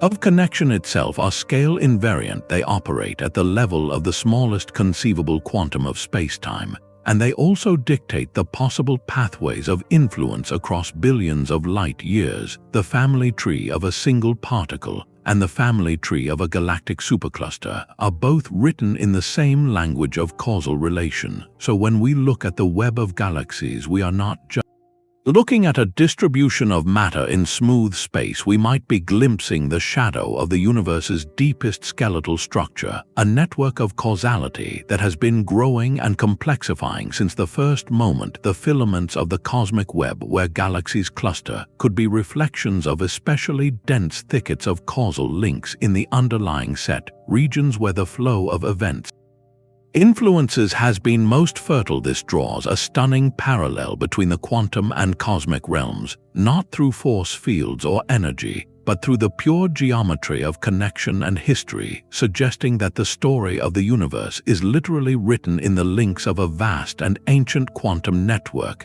This notion of a universe built from a web of causal links presents a cosmos that is deeply interconnected yet fundamentally without a built-in sense of direction or a preferred place. But what if, when we look out at the largest scales, we see hints that this beautiful symmetry of indifference might be broken? What if the universe, after all, has a subtle but detectable sense of direction, a kind of cosmic spine? This brings us to one of the most intriguing and controversial mysteries. Modern cosmology, a feature so provocatively named it captures the immediate attention of anyone who hears it. The axis of evil, the cosmological principle, a cornerstone of our understanding, states that on very large scales the universe is both homogeneous and isotropic. Homogeneous means matter is evenly distributed when you take a big enough chunk, and isotropic means it looks the same in every direction, no special axis, no center, no preferred alignment. It is this principle that allows us to extrapolate from our little corner of the cosmos to the universe as a whole. But the axis of evil is a collective name for a series of unexpected alignments found in the oldest light. We can see the cosmic microwave background. This afterglow of the Big Bang is a nearly uniform sea of micro radiation, but it contains tiny temperature fluctuations, hot and cold spots that are the seeds of all future structure. When scientists analyze this map, they don't just look at the spots, they look at the patterns of how these fluctuations align across the sky. And some analyses have suggested that the largest scale fluctuations, the very biggest hot and cold patches, are not randomly oriented as would expect if the universe were perfectly isotropic. Instead, they appear to be aligned along a particular axis in space, a preferred direction that also seems curiously related to the plane of our own solar system, and even the direction of our galaxy's rotation. This coincidence is so strange, and if taken at face value, so challenging to our foundational assumptions, that it earned its dramatic nickname. Many researchers urge profound caution, as the statistical significance of these alignments is a topic of intense debate. It could be a fluke, a trick of how we process the data, or an effect of foreground contamination from our own galaxy. As one cosmologist carefully notes, the universe is under no obligation to make things easy for us,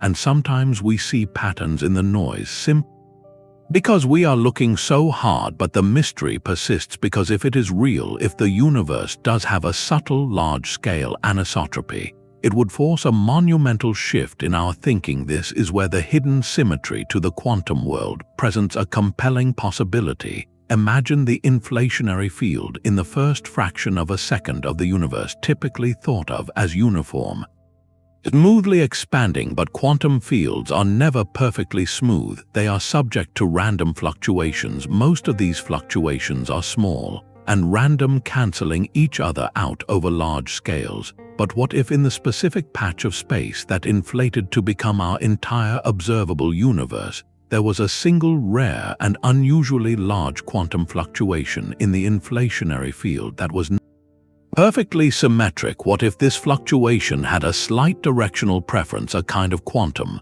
not with a specific orientation in the frantic exponential expansion of inflation? That tiny directional quirk, that microscopic anisotropy, would have been stretched to proportions beyond imagination, frozen into the fabric of spacetime. It would imprint a preferred axis on the very geometry newborn cosmos. This axis would then be written into the pattern of the first density variations, which we now see as the temperature variations in the cosmic microwave background. The largest scale patterns would carry the memory of that original directional bias. Therefore, the axis of evil, if it stands the test of time and further data, would represent a direct and stunning link. It would connect specific directional property, a single quantum anomaly in the microscopic conditions of the very early universe, to an observable directional oddity in the macro structure of the entire observable universe. It would mean that a random quantum event of unimaginable smallness not only determined where galaxies would form, but may have also set a spin on the cosmos itself, offering a profound example how the quantum and the cosmic are not just linked by statistics, but potentially by a shared and specific directional heritage. That we are only now beginning to decipher this idea that the universe might carry a subtle directional memory from its quantum birth challenges our deepest assumptions about cosmic symmetry, but it also leads us to a far more profound and personal question. Why does the universe seem so precisely arranged to allow for our existence in the first place? This brings us to a principle that shifts the entire conversation from a search for necessary laws to an acknowledgement of our own place in the cosmos, the anthropic principle, and the staggering reality of fine-tuning. Consider for a moment the fundamental numbers that govern reality, the strength of gravity, the power of the nuclear forces, the mass of an electron, the energy of empty space, these are not predicted by any overarching theory. They are simply the constants we measure and plug into our equations, and they appear to be balanced on a razor's edge. Physicist Brandon Carter, who coined the term anthropic principle, and astronomer Royal Martin Rees have meticulously detailed this precarious balance. Example: if the strong nuclear force were just a few percent stronger, the universe would have fused all hydrogen into helium, instantly leaving no fuel for stars like our Sun. If it were slightly weaker, complex atomic nuclei could never form at all. If the cosmological constant that drives the accelerated expansion of the universe were a little larger by a factor of perhaps 1 followed by 120 zeros, the universe would have blown itself apart before the first stars could ever coalesce a little smaller, and it would have collapsed back in on itself almost immediately. This exquisitely precise calibration is not just about making life possible, it is about making anything interesting possible at all. It is about allowing for the long, slow cosmic evolution that leads from smooth hot soup of particles to galaxies, stars, planets, and ultimately observers who can look back and wonder about it all. The cosmological constant problem we discussed earlier is the ultimate example of this fine-tuning. A quantum calculation from the micro world gives an answer for vacuum energy that is catastrophically enormous compared to the gentle cosmic acceleration we observe on the macro scale. The fact that these two scales are balanced so delicately is not explained by our current physics. It is the problem. The anthropic principle enters this puzzle not as an explanation but as a framework for thinking. It is a selection effect in its simplest form. It states that we should not be surprised to observe the universe to be compatible with our existence, because if it were not, we not be here to observe it. We are like a lottery winner marveling at the odds. The fact that we are here to marvel means we necessarily hold the winning ticket. This shifts the perspective. Instead of asking why are the laws of physics so perfectly tuned for life, we might ask what must the laws of physics be like in a universe that contains life. The answers often involve the very symmetries we have been exploring. The hidden symmetry linking quantum behavior and galactic structure might not be a fundamental mathematical truth woven into the fabric of all possible realities. It could instead be a contingent feature, a specific arrangement that emerged in our particular cosmic neighborhood within a much vaster and more varied multiverse. In this view, proposed by some interpretations of eternity, inflation and string theory's landscape of possibilities, different regions of reality, different bubble universes can have wildly different physical constants and fundamental laws. In most of these bubbles, the constants are not tuned for complexity. The quantum vacuum energy is too high and space inflates away into emptiness, or it is too negative and everything collapses instantly in those bubbles. No galaxies form, no stars shine, no questions are asked, but in a rare subset of bubbles, by pure statistical chance, the numbers line up just right in those bubbles. The quantum fluctuations are of the correct magnitude to be stretched by inflation into the perfect seeds for galaxy formation. The cosmological constant is small enough to allow for billions of years of cosmic evolution, but not zero, allowing for the continued expansion that creates the vast dark spaces between galactic webs. The symmetry we see, the echo from quantum to cosmic, is not a law but a local environmental condition.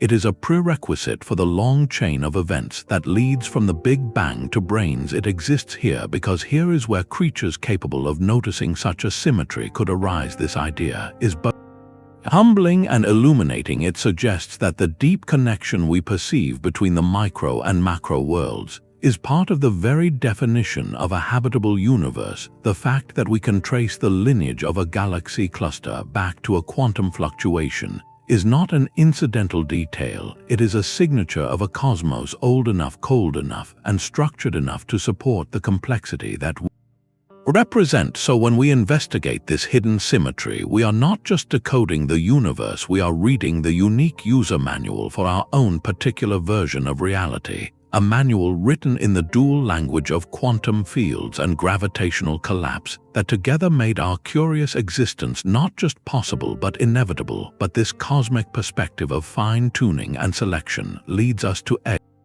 deeper, more mechanical question: how exactly does a universe of delicate possibilities become the concrete world we measure and observe? How do the ghostly superpositions of the quantum realm solidify into the definite structures of the classical cosmos, including the galaxies we see today? To understand this, we must explore a fascinating process that acts as a bridge between these two domains.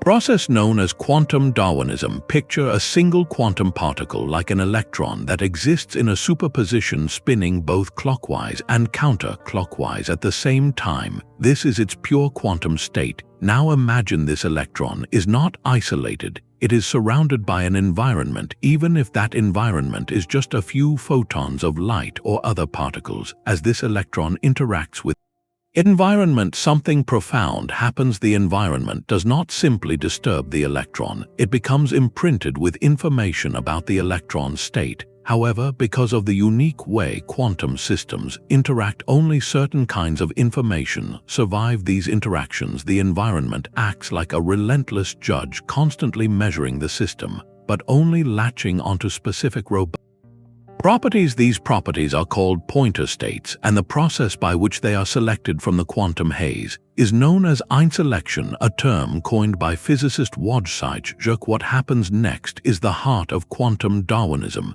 The information about these selected pointer states does not just get copied once, it gets replicated over and over again, proliferating into countless fragments of the environment. Think of it like a breaking news story. One reporter learns a fact, and then it is broadcast on television, radio, and the internet, spreading to millions of people independently. In quantum Darwinism, the environment is filled with countless independent witnesses, each carrying a copy of the same classical information about the system. This massive redundancy is what makes the property classical, because so many different observers can all access the same information by interacting with different parts of the environment without destroying the original state. They all agree on what they see. This consensus reality emerges from the quantum background. The fragile quantum coherence is lost to the environment, but the robust classical information is amplified and broadcast for all. See, this is why we all agree on the position of the moon or the location of a galaxy. The quantum information about it has been Darwinistically selected and copied into the cosmic environment so thoroughly that it appears definitively real to us. Now let us scale this idea up to the grandest stage imaginable: the birth of the universe itself. In its earliest moments, the entire cosmos was a unified quantum system, a seething, hot, dense state where everything was entangled and governed by probability. The tiny fluctuations in the quantum fields that filled this primordial soup were pure quantum possibilities. But then inflation happened. The universe expanded at a staggering rate, and these fluctuations were stretched across cosmic distances. Crucially, as they were stretched, they were no longer isolated. They began interacting with an ever-growing environment, the rest of the expanding universe itself. This is where cosmic-scale quantum Darwinism could have taken place. The inflationary environment acted as a vast amplifier. The specific pattern of density variations, the pointer states selected by the physics of the inflation field,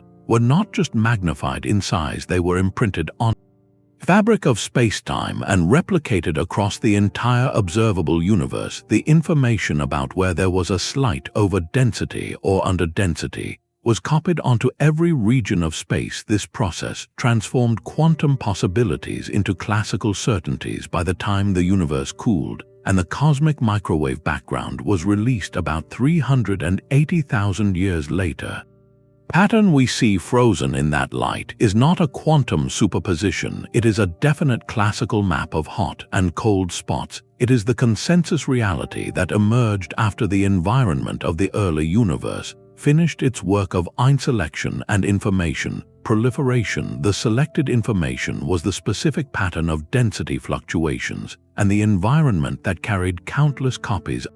This information was the universe itself. This pattern then, under the relentless pull of gravity, became the blueprint for all future structure, the great cosmic web of galaxies and voids we see today. So the hidden symmetry here is not in a shape or a number, but in a process, the same mechanism that explains how a quantum particle in a lab settles into a state we can all agree on may also explain the entire universe transition from a quantum beginning to a classical present. The symmetry lies in the universal principle of information amplification through environmental interaction. From the microscopic to the cosmic, reality seems to solidify through a process of selection and replication where the most robust information survives and spreads until it becomes the world we all share. Relentless process of cosmic scale information selection and amplification gives us a profound new way to view the transition from quantum potential to classical structure, yet it also forces us to ask a deeper, more foundational question. What is the stage upon which this entire drama unfolds? What is the true nature of space itself that allows such a transition to happen? To find an answer, we must venture to the very limits of our physical theories, to a domain where space and time themselves cease to be smooth and continuous, and instead become a dynamic seething network. This brings us to our 12th principle, the architecture of spin networks and quantum foam. For centuries we have imagined space as an empty passive container, a static stage where the events of the universe play out. Einstein revolutionized this view by showing us that space is not separate from matter and energy. It is a dynamic, flexible fabric that can curve and warp. But what happens to this fabric if we could zoom in not just to the size of an atom, but to scales a trillion times smaller, to the Planck length? This is the domain where quantum mechanics and gravity must finally meet, and here our classic intuition breaks down completely. In this realm, physicists like Lee Smolin propose that the smooth geometry of spacetime dissolves. It is not a fabric at all, but something far more alien, a constantly fluctuating turbulent froth, often called quantum foam. Imagine the surface of a stormy ocean seen from a great distance. It appears smooth and continuous, but from the vantage point of a tiny insect riding the waves, it is a chaotic, churning mess of bubble, spray, and foam. The quantum foam hypothesis suggests spacetime at its heart is like that turbulent surface, a seething effervescence of unimaginably tiny wormholes and tunnels where geometry itself fluctuates wildly in the framework of loop quantum gravity. This chaotic picture gets a precise mathematical structure. The fundamental building blocks are not particles but tiny loops of gravitational field or threads of space. These loops weave together to form a vast evolving web known as a spin network. Think of a spin network as the most basic skeleton of reality. Each intersection or node in this network represents a tiny grain of volume. Each link connecting the nodes carries a quantum of area. The entire network is not sitting in space.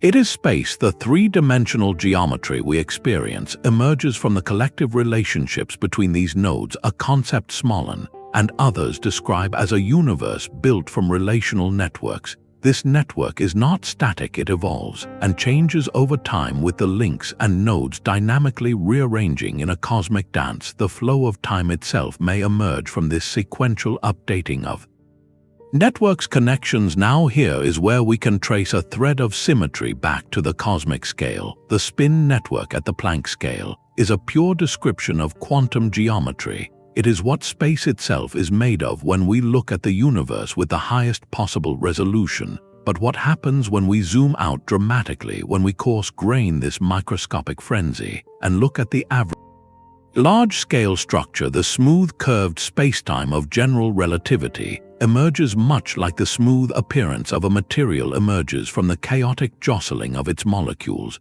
But could there be a deeper, more topological echo? The large-scale structure of our universe revealed by galaxy surveys is not a random scatter, it is a cosmic web, a vast network of dense filaments connecting massive galaxies. Clusters with enormous voids in between. This web-like structure is the result of gravity acting on the primordial density fluctuations over billions of years. but its fundamental architecture is a network. It is a pattern of connectedness, so we are presented with a breathtaking speculative symmetry. On one hand, we have the fundamental quantum geometry of reality described as a dynamic spin network. Web of relational information. On the other, we have the observed classical universe structured as a cosmic web of matter and galaxies. This is not to say that a galaxy cluster sits on a spin network node. That would be a literal and incorrect reading. The scales are unimaginably different, but the recurring theme is one of interconnectedness, a network-like topology that appears as a fundamental pattern across layers of reality. The hidden symmetry may be that the universe has a deep-seated preference for network structures, from the way quantum information is entangled and related at the tiniest scales to the way matter clusters under gravity at the largest scales. The architecture of connection seems to be a universal principle. The cosmic web might be a faint classical fossil imprint, shadow cast by the fundamental network nature of spacetime itself, a grand echo of the relational logic from which all geometry springs. This vision of a universe built from interconnected networks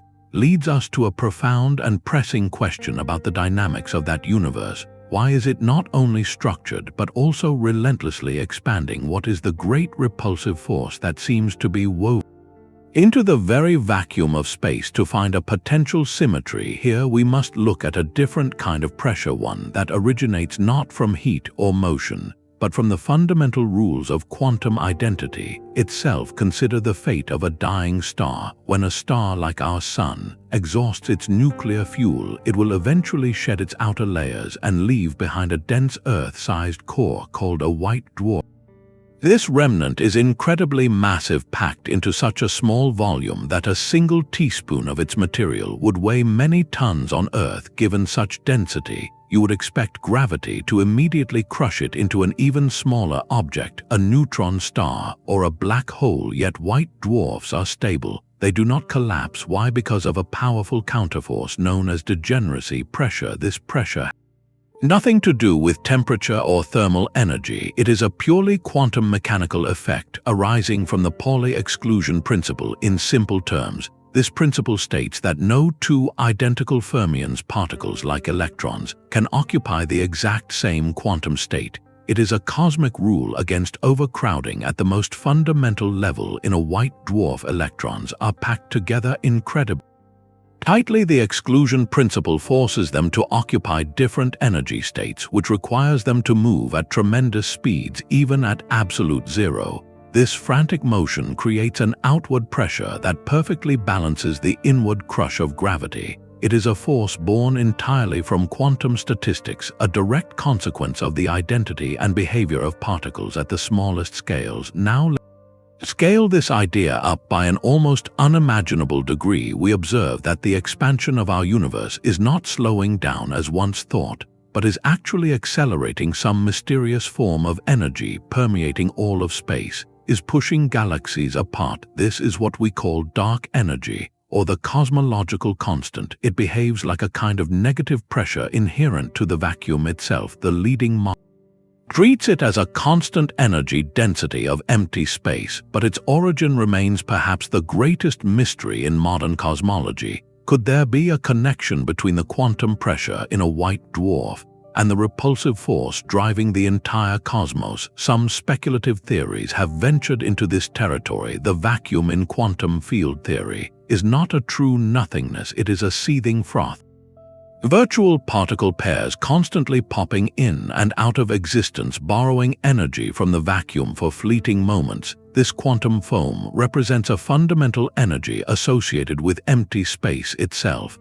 If we could calculate the theoretical energy density of this vacuum from first principles in quantum field theory, we get a number that is catastrophically large, about 120 orders of magnitude greater than the tiny value we observe for dark energy. This is the infamous cosmological constant problem, the worst mismatch between theory and observation in all of physics. But within this glaring puzzle, some physicists see the potential for a hidden symmetry. Perhaps dark energy is not a simple constant but an emergent phenomenon related to the quantum properties of the Vacuum on the largest scales. One way to think about it is through the concept of vacuum stress energy, in the same way that the exclusion principle creates a pressure in a dense electron gas. The complex dynamics of the quantum vacuum over the entire volume of the universe could generate a net repulsive effect. It would be a form of quantum pressure operating not within a star but across the cosmos.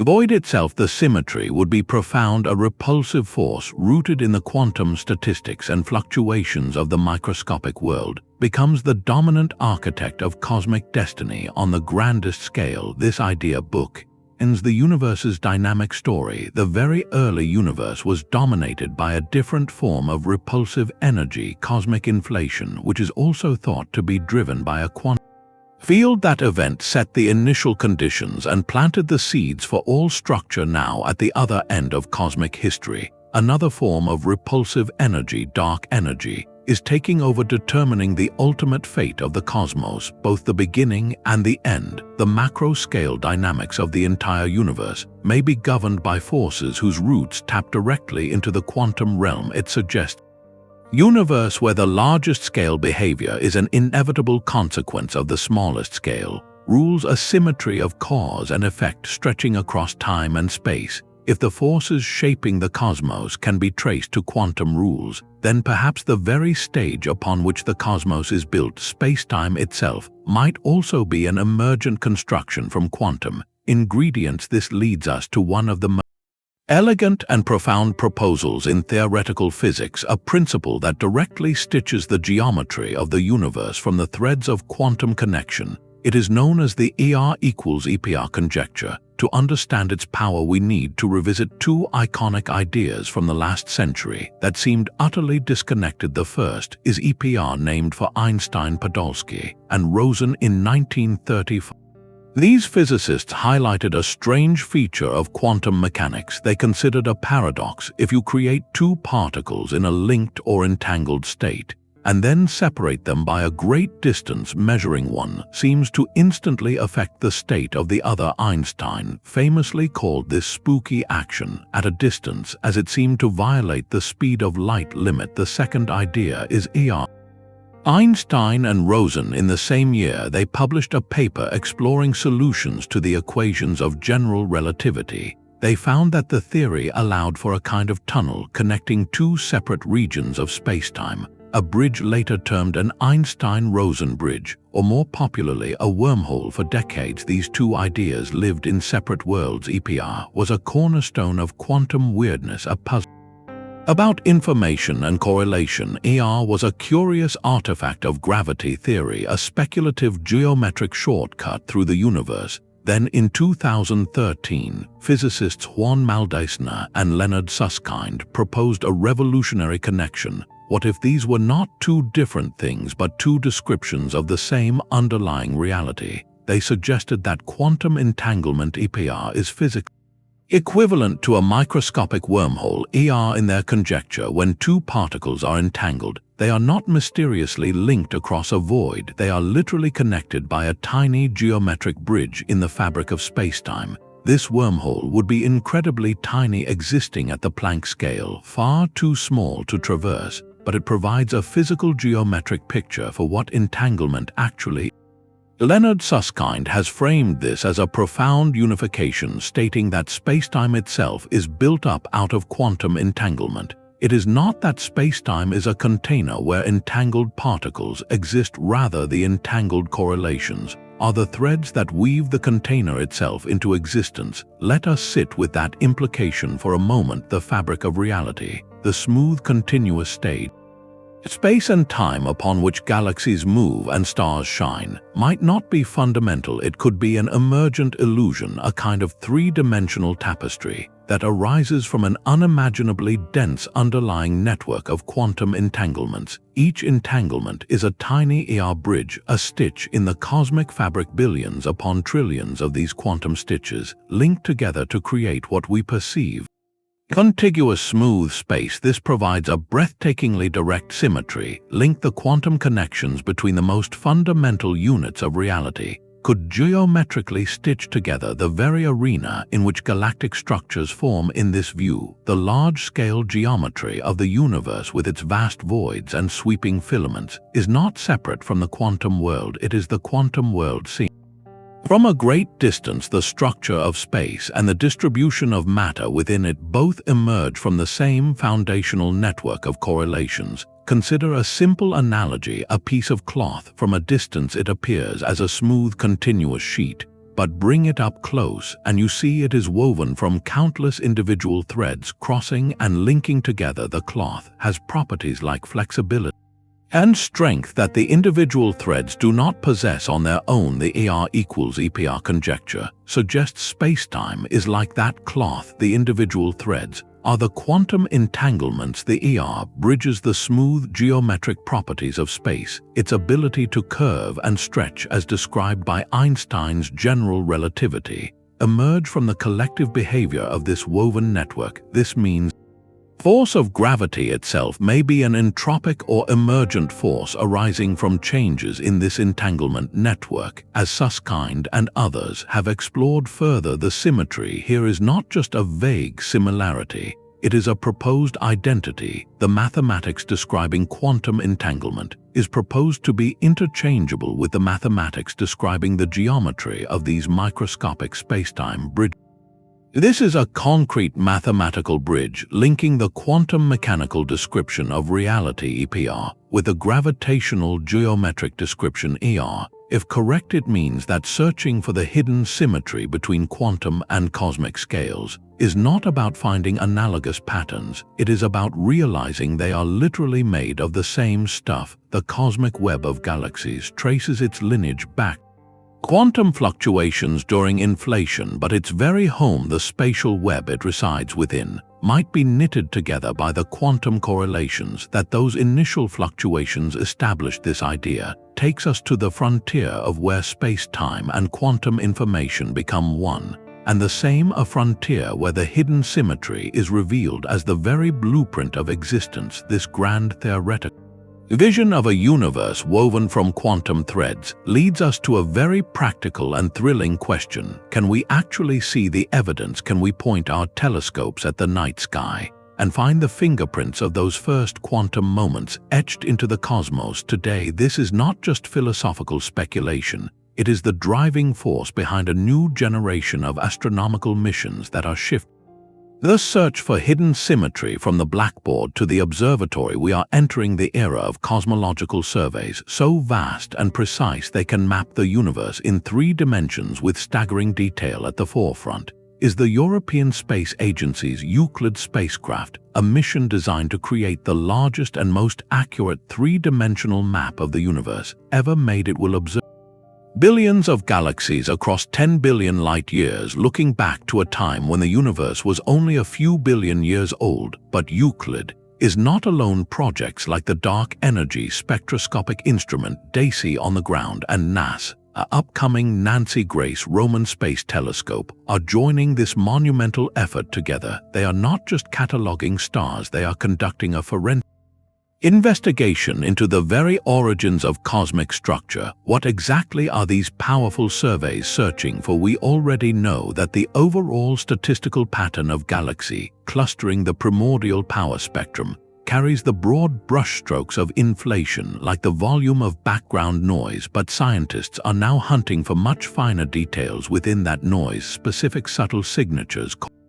Non-Gaussianities. The term might sound technical, but the concept is powerful. Imagine listening to the static of a radio broadcast. Most static is Gaussian, meaning it has a very random character with no distinctive features. But if within that hiss you could make out a faint repeating pattern or a particular shape in the sound wave, that would be a non-Gaussian signal. It would tell you something specific about the source of the broadcast in the cosmic context, the distribution of galaxies, and the subtle variations in the cosmic microwave background. Are that static? If they are perfectly Gaussian, it suggests the quantum fluctuations during inflation were very simple, like a free field just jittering on its own. But if we find a specific type of non-Gaussianity, a particular statistical shape Imprinted on how galaxies cluster together, it would be a smoking gun. It would tell us that the quantum fields driving inflation were interacting with each other in a specific way during those first fleeting moments, as Olivier Doré,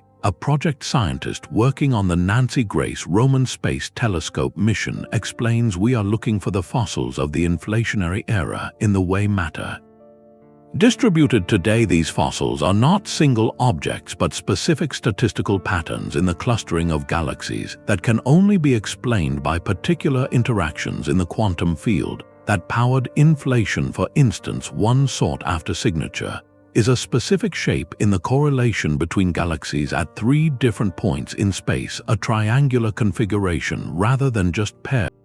This 3-point correlation function, if it has a certain predictable form, could reveal whether the inflaton field, the engine of inflation, interacted with other quantum fields, or even with itself. These interactions would have left a unique statistical twist in the density fluctuations, a twist that gravity would then faithfully amplify into the pattern of galaxies we see billions of years later. Finding such a signature would be the ultimate observational confirmation of the hidden symmetry. It would demonstrate a direct causal chain with no missing links from the detailed quantum mechanical interactions in a subatomic realm during the universe's first fraction of a second to the precise large-scale arrangement of galactic superclusters. Today, the blueprint for the cosmic web literally be a quantum mechanical diagram. The detailed quantum mechanics of the universe's first moments would be encoded in the detailed architecture of the present universe. This is the promise that drives these billion-dollar missions to look beyond the smooth average and delve into the specific wrinkles and correlations in the map of the cosmos. It transforms our understanding of the universe from a collection of objects governed by laws to a single evolving entity whose present state is a direct transcript of its quantum origin.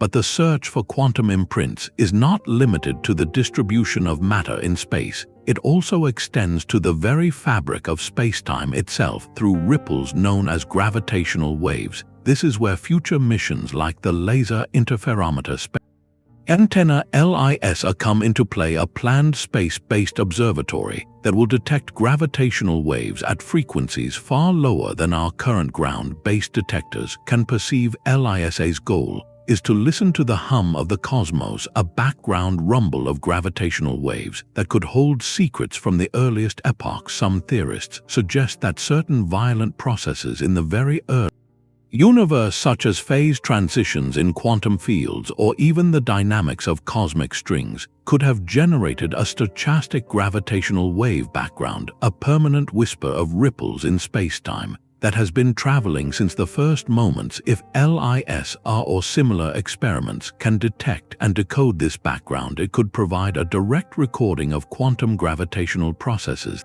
occurred long before the cosmic microwave background was emitted, offering a completely new channel of information from an era currently hidden from our view. The combination of these observational frontiers, ultra-precise galaxy surveys, deeper cosmic microwave background measurements, and gravitational wave astronomy creates a powerful multi-pronged approach to testing the hidden symmetry. Method probes a different consequence of the link between quantum origins and cosmic structure, and finding consistent evidence across all of them would build an irrefutable case that we are indeed seeing the universe's quantum blueprint unfolded on the grandest scale. This empirical pursuit transforms our philosophical wonder into a tangible scientific quest with the potential to confirm with decades that the galaxies we see are indeed the amplified echoes of quantum vibrations from the dawn of time. Now we arrive at one of the most profound and deeply speculative questions in all of science, a place where physics brushes against philosophy and perhaps even the nature of mind itself. This is the mystery of the measurement problem, and it invites us to consider a startling possibility that consciousness, the very act of observation, could be the hidden thread weaving the quantum world into the classical cosmos we inhabit. To understand why this is even a question, we need to revisit a core weirdness of quantum mechanics. In the quantum realm, particles exist in a haze of potentialities called a superposition. An electron isn't definitely here or there. It is described by a wave function that holds all possible locations and states at once. Yet, when we measure it, when we look, this shimmering cloud of possibilities seems to instantly snap into a single, definite reality. The electron is now right here. This transition from the multiple to the single, from the wave function to a concrete result, is what physicists call the collapse of the wave function. And nobody knows exactly how or why it happens. The mathematics of quantum theory works flawlessly to predict probabilities, but it is silent on the mechanism of this collapse. This is the measurement problem, the central unresolved puzzle at the foundation of quantum physics. Where is the line between the quantum world of maybe and the classical world of definitely? Is it the physical interaction with a measuring device? But devices are themselves made of quantum particles, so why don't they get caught in the superposition? This conundrum has spawned many interpretations. The famous Copenhagen interpretation, associated with Niels Bohr, essentially says not to ask what happens in between measurements, to just accept the rules as a tool for calculation. The many worlds interpretation proposes that the wave function never collapses. Instead, every possible outcome actually occurs, branching off into an infinite multitude of parallel universes. And then there are interpretations that venture into truly uncharted territory. In the mid-20th century, renowned mathematicians and physicists like John von Neumann and Eugene Wigner pondered this problem and proposed a radical idea. Perhaps, they suggested, the collapse is not triggered by any physical apparatus, but by the non-physical phenomenon of consciousness. In this view, a measuring device simply becomes entangled with the quantum system, extending the superposition. It is only when a conscious mind becomes aware of the result that the superposition finally resolves into one actuality. Wigner even conceived of a thought experiment, now known as Wigner's friend, where one person inside a lab performs a measurement and gets a definite result, but to another person outside the sealed lab, the entire system, including the first observer, remains in a superposition until they open the door and look. This idea places consciousness not as a passive spectator, but as an active participant in bringing reality into being. Now, the vast majority of physicists today view the von Neumann-Wigner interpretation as a philosophical curiosity rather than a serious scientific framework. It introduces a mysterious, non-physical element into a physical theory and raises more questions than it answers. What qualifies as a conscious observer? A human, a cat, a sophisticated computer? The interpretation is controversial precisely because it seems to step outside the bounds of testable science. Yet, when we stretch our perspective to the cosmic scale we have been exploring, this idea echoes with a peculiar and poetic symmetry. We have seen how quantum fluctuations in the infant universe were stretched by inflation into the classical seeds for galaxies. We have pondered how the entire cosmos may have begun in a quantum state. So, if we entertain, just for a moment, the notion that consciousness plays a role in crystallizing quantum potential into classical reality, then we are led to a breathtaking loop. Could the emergence of large-scale classical structures, like galaxies and stars and planets, be intrinsically tied to the eventual emergence of conscious observers within them? In this speculative view, the universe began in a fog of quantum possibility. As it expanded and cooled, structures began to form, but perhaps they remained in a kind of potential state, a cosmic superposition of possible histories. The process of cosmic evolution leading to planets and life and minds was not just a happy accident, but the universe's way of generating the very observers needed to complete the act of creation, to look back and solidify its own history. The quantum and the cosmic would then be linked not just by mathematical laws or inflationary stretching, but by a closed circle of observation.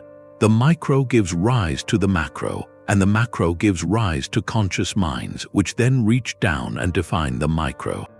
It is a profound, almost mystical vision of a participatory universe.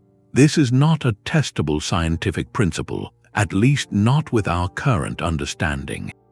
It resides in the realm of metaphysics, a philosophical consideration that challenges our most basic assumptions about reality, objectivity, and our place in the cosmos. But its value lies in that challenge. It forces us to confront the uncomfortable fact that our most successful theory of the small has a gaping hole where an explanation for everyday reality should be. And in doing so, it highlights a deeper truth about our quest to link quantum worlds and galactic structures. We are not just mapping external reality. We are also trying to understand the process by which that reality becomes manifest to us. The hidden symmetry in this most speculative light might ultimately loop back through the phenomenon of awareness itself, suggesting that in asking how the universe works, we are also asking how our own consciousness fits into its vast and intricate machinery. From the profound enigma of consciousness, we turn to a principle that feels almost like its cosmic counterpart, a drive woven into the fabric of physical law itself. This is the idea that our universe may not merely evolve randomly, but might inherently trend towards states of ever greater richness, diversity, and intricate organization. It is the principle of maximum complexity, and it offers a breathtakingly elegant symmetry that ties the quantum beginning to the cosmic present. Consider for a moment the arc of cosmic history. The universe began in a state of incredible simplicity and uniformity, a hot, dense soup of nearly identical particles. From that featureless fireball, it could have evolved in many ways. It could have remained a thin, boring gas forever. It could have collapsed back on itself quickly, yet what actually happened was a spectacular blossoming of structure. Gravity pulled matter into clouds. Those clouds fragmented into galaxies. Within those galaxies, stars ignited, forging heavier elements in their cores, and around those stars planets coalesced, some giving rise to chemistry complex enough to become biology. This is not a linear path from order to disorder, as the simple idea of increasing entropy might suggest. Instead, it is a story of something remarkable happening in between. The universe seems to have found a sweet spot, a dynamic balance between the rigid order of a crystal and the chaotic randomness of a gas. This balanced state is what scientists call effective complexity. It is the complexity of a living cell, a rainforest ecosystem, a bustling city, or a galactic web. It is structure with function, pattern with purpose, diversity held together by a web of relationships. And evidence suggests that this kind of complexity peaks during the specific cosmic era we find ourselves in right now, the era of mature galaxies and active star formation. As physicist and quantum information pioneer Seth Lloyd has explored, the universe can be thought of as a giant, ongoing computation. Its initial conditions and fundamental laws act like the hardware and the operating system. From this perspective, one can ask what this cosmic computer is processing. Lloyd and others have suggested it is processing information in a way that naturally generates complexity. The quantum fluctuations at the beginning provided the initial random bits, the seed data. The laws of physics, particularly the interplay between gravity, which clumps things together, and other forces which resist that clumping, act as the algorithms that process that data over billions of years. The output is the stunningly complex arrangement of matter and energy we see today. This is where the hidden symmetry reveals itself in a new light. The quantum laws that govern the microworld are not arbitrary. They possess specific mathematical properties, like the principle of superposition and the rules of entanglement, that allow for rich, parallel processing of information. When these quantum rules are scaled up through the amplifier of cosmic inflation and given 13.8 billion years to unfold under gravity, they do not produce a simple or monotonous outcome. They produce a cosmos teeming with maximum possible variety, the quantum logic of possibility becomes the cosmic reality of diversity. Think of it this way. The same quantum mechanical tolerance for multiple coexisting states that allows an electron to be in two places at once, when writ large across the universe, allows for the existence of a vast library of different galaxy shapes, star types, and planetary environments. The principle of maximum complexity suggests this is not an accident. The underlying quantum laws are precisely the ones that, when set in motion, maximize the potential for interesting, complex structures to emerge at the grandest scales. It points to a universe with a built-in bias, not toward any specific endpoint like life, but toward ever more intricate and novel arrangements of its constituent parts.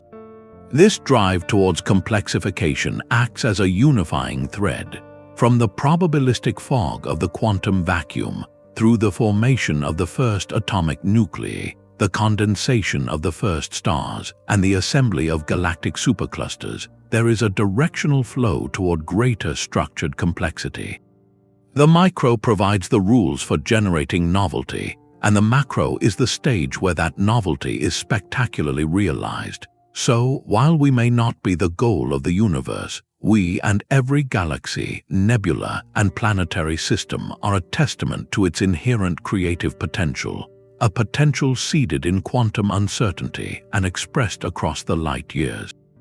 These grand ideas of a universe driven toward complexity are not just philosophical musings. They are predictions waiting to be tested, and the next chapter in this story is being written right now in laboratories and control rooms around the world. We are on the cusp of a new era of observational astronomy, one equipped with tools so sensitive they could finally hear the faint echoes of the universe's quantum birth and trace their influence on the cosmic structures we see today. This pursuit of hidden symmetry is moving from the blackboard to the telescope, driving a suite of daring missions designed to scan the heavens for the specific fingerprints of these profound connections. Consider the quest to listen to the very fabric of spacetime itself.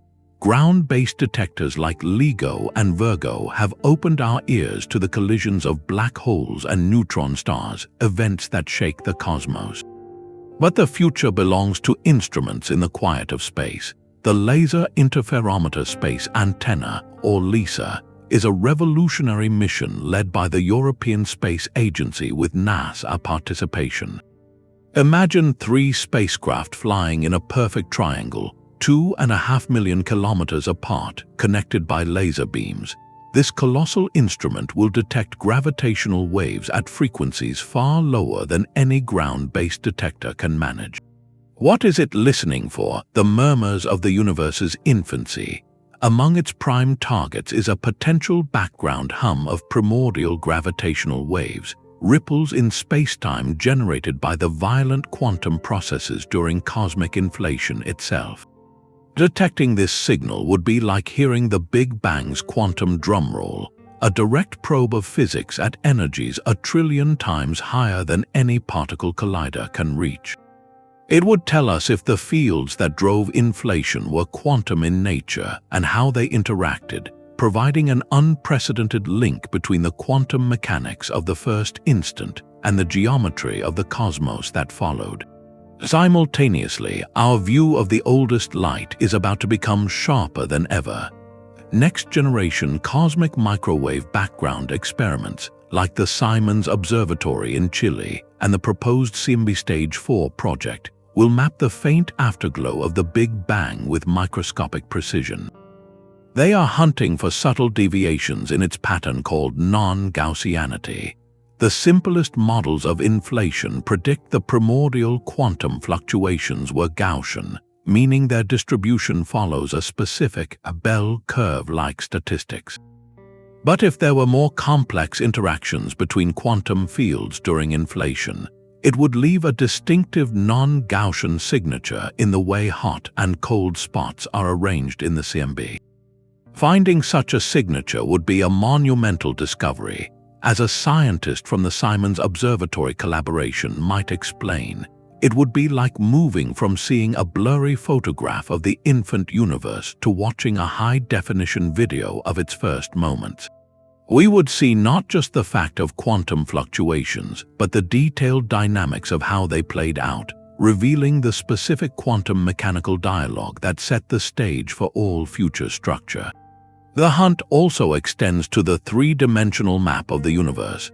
Missions like the European Space Agency's Euclid Telescope, NAS, and Nancy Grace Roman Space Telescope, and ground-based efforts like the Dark Energy Spectroscopic Instrument are undertaking colossal surveys to measure the positions and shapes of billions of galaxies across cosmic time. They are looking for anomalies in the large-scale structure, subtle statistical twists in the cosmic web that could be relics of primordial physics.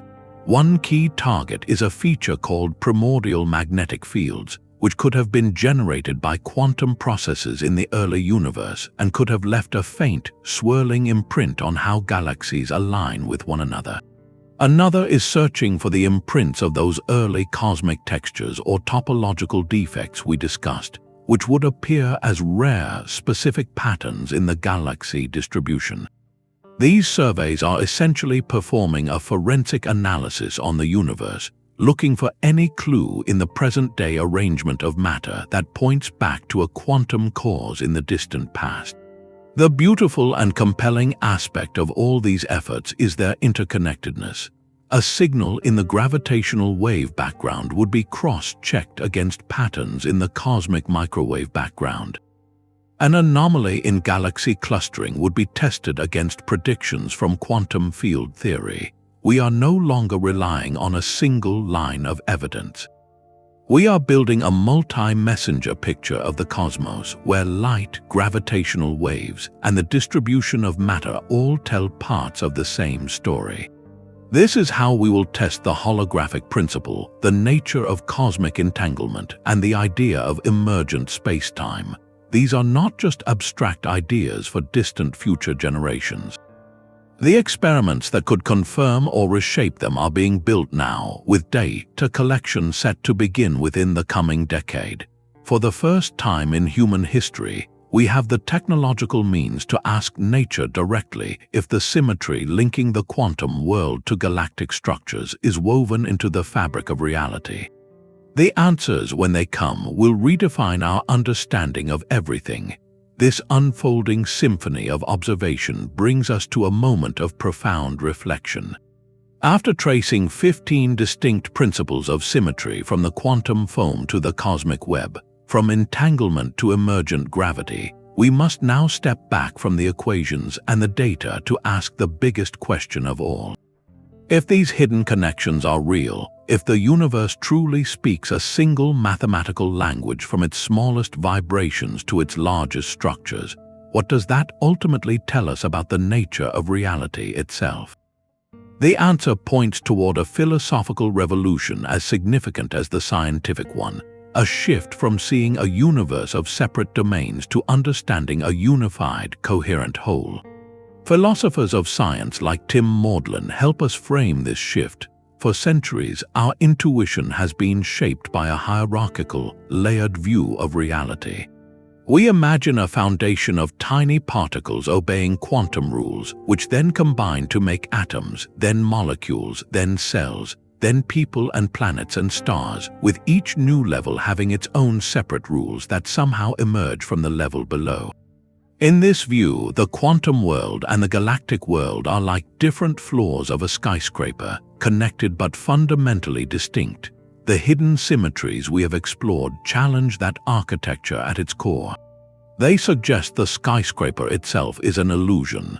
Instead, we might be looking at a single, magnificent structure that only appears different depending on where we stand. The quantum and the cosmic are not separate floors. They are different expressions, different vibrations of the same underlying substance and the same governing principles. This is a move toward a monistic view of the universe, where the apparent separations we see between here and there, between the very small and the very large, even between matter and the space it occupies, are not fundamental truths. They are consequences of our limited perspective, illusions crafted by scale. Consider the concept of emergence, a central idea in this discussion. Typically, emergence describes how new properties and behaviors arise in complex systems that are not present in their individual parts. The wetness of water is not a property of a single water molecule. Consciousness is not a property of a single neuron. In the standard layered view, galactic structure emerges from the clumping of dark matter and gas, which itself is made of particles whose behavior is quantum. But the symmetries we have seen, like the holographic principle or the ER equals EPR conjecture, suggest a far deeper and more radical kind of emergence. They propose that space and time themselves, the very stage on which galaxies form, are emergent phenomena. They are not the foundational setting for physics. They are the consequence of more fundamental quantum relationships, like entanglement or information processing. In this picture, a galaxy is not just an object that emerged within space and time. The galaxy and the space and time it inhabits co-emerge together from a deeper, non-spatial quantum reality. This dissolves the hard boundary completely. The large scale does not merely obey different rules than the small scale. The large scale, including its rules, is literally woven from the fabric of the small scale.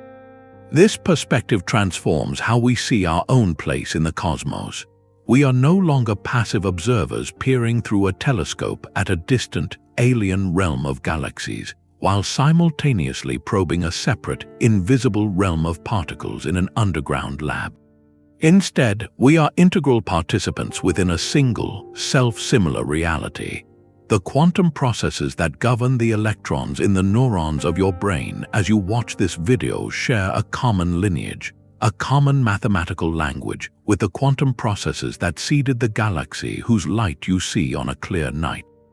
You are not looking at separate worlds. You are one part of the universe observing another part, with the act of observation itself being a physical process that may trace its logic back to those same primordial symmetries. This interconnectedness suggests a cosmos that is coherent, where every scale informs and reflects the others. The pattern of a branching tree, the flow of a river delta, the structure of our own circulatory systems, and the filamentary web of galaxies, these are not mere analogies. They may be different manifestations of the same deep principles of network formation, flow, and optimization that are written into the laws of physics at every level. Ultimately, the pursuit of this hidden symmetry is more than a technical quest for a unified theory of physics. It is a search for a new story about what the universe is. A story that tells us the cosmos is not a collection of things, but a dynamic network of relationships. A story where the distinction between the laws of the tiny and the laws of the vast melts away, revealing a reality that is elegant, unified, and profoundly interconnected. This is the grand philosophical implication. It means that when we discover a new truth about quantum entanglement, we are also, in a very real sense, learning something new about the shape of the cosmos. And when we map a distant supercluster, we are reading a chapter from the same story that describes the very fabric of space around us. We are beginning to see the universe not as a puzzle with separate pieces, but as a single, breathtaking tapestry, and we are threads within it. And so our journey brings us full circle, from the invisible dance of probabilities at the Planck scale to the majestic, slow-motion ballet of galaxies spanning billions of light years. We have traced not one but many threads of a single, breathtaking tapestry, the holographic idea that our three-dimensional reality may be a projection, the eerie resonance of fractal patterns from quantum critical points to the cosmic web, the direct lineage from inflationary quantum jitters to the distribution of all matter. Each thread reveals a universe that does not merely contain both the incredibly small and the unimaginably large, but one where these extremes are in constant, whispering conversation, governed by a shared mathematical grammar. This hidden symmetry is the universe's own signature, a repeating motif that suggests a profound and elegant unity underlying all of existence. This pursuit is far more than an academic exercise. It represents the most ambitious quest in human thought, the search for a theory of everything. For decades, physics has been fractured, with the wildly successful rules of quantum mechanics describing the tiny world of particles and forces, and Einstein's masterpiece of general relativity describing the gravity that shapes stars and galaxies. Yet these two frameworks speak different languages and fundamentally disagree when forced to meet. The symmetries we have explored are the clues left in the overlap, the hints of a deeper, singular theory from which both quantum mechanics and gravity naturally emerge. They are not just interesting connections, they are the guiding lights, the breadcrumbs in the dark forest, showing us a path toward reconciling our two greatest descriptions of reality. Every time we find a principle-like scale invariance in both a quantum phase transition and the large-scale structure of the universe, or when we see how entanglement might literally stitch together the fabric of space, we are catching a glimpse of that ultimate, unified law. What does this mean for you looking up at the night sky? It transforms that experience from one of simple awe into one of profound recognition.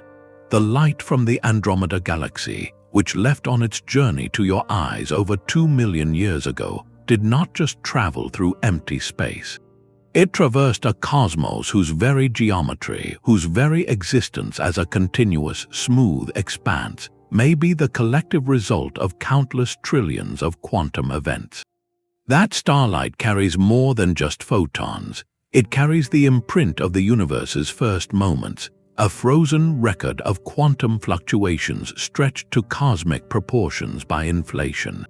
When you see the faint smudge of a distant galaxy cluster, you are not looking at a separate, alien realm. You are looking at the amplified echo of a quantum whisper, a pattern born in the seething foam of the primordial universe. You are witnessing the direct consequence of the hidden symmetry, the proof that the cosmos is an unbroken whole. This understanding invites a new relationship with the universe, one rooted in connection rather than separation.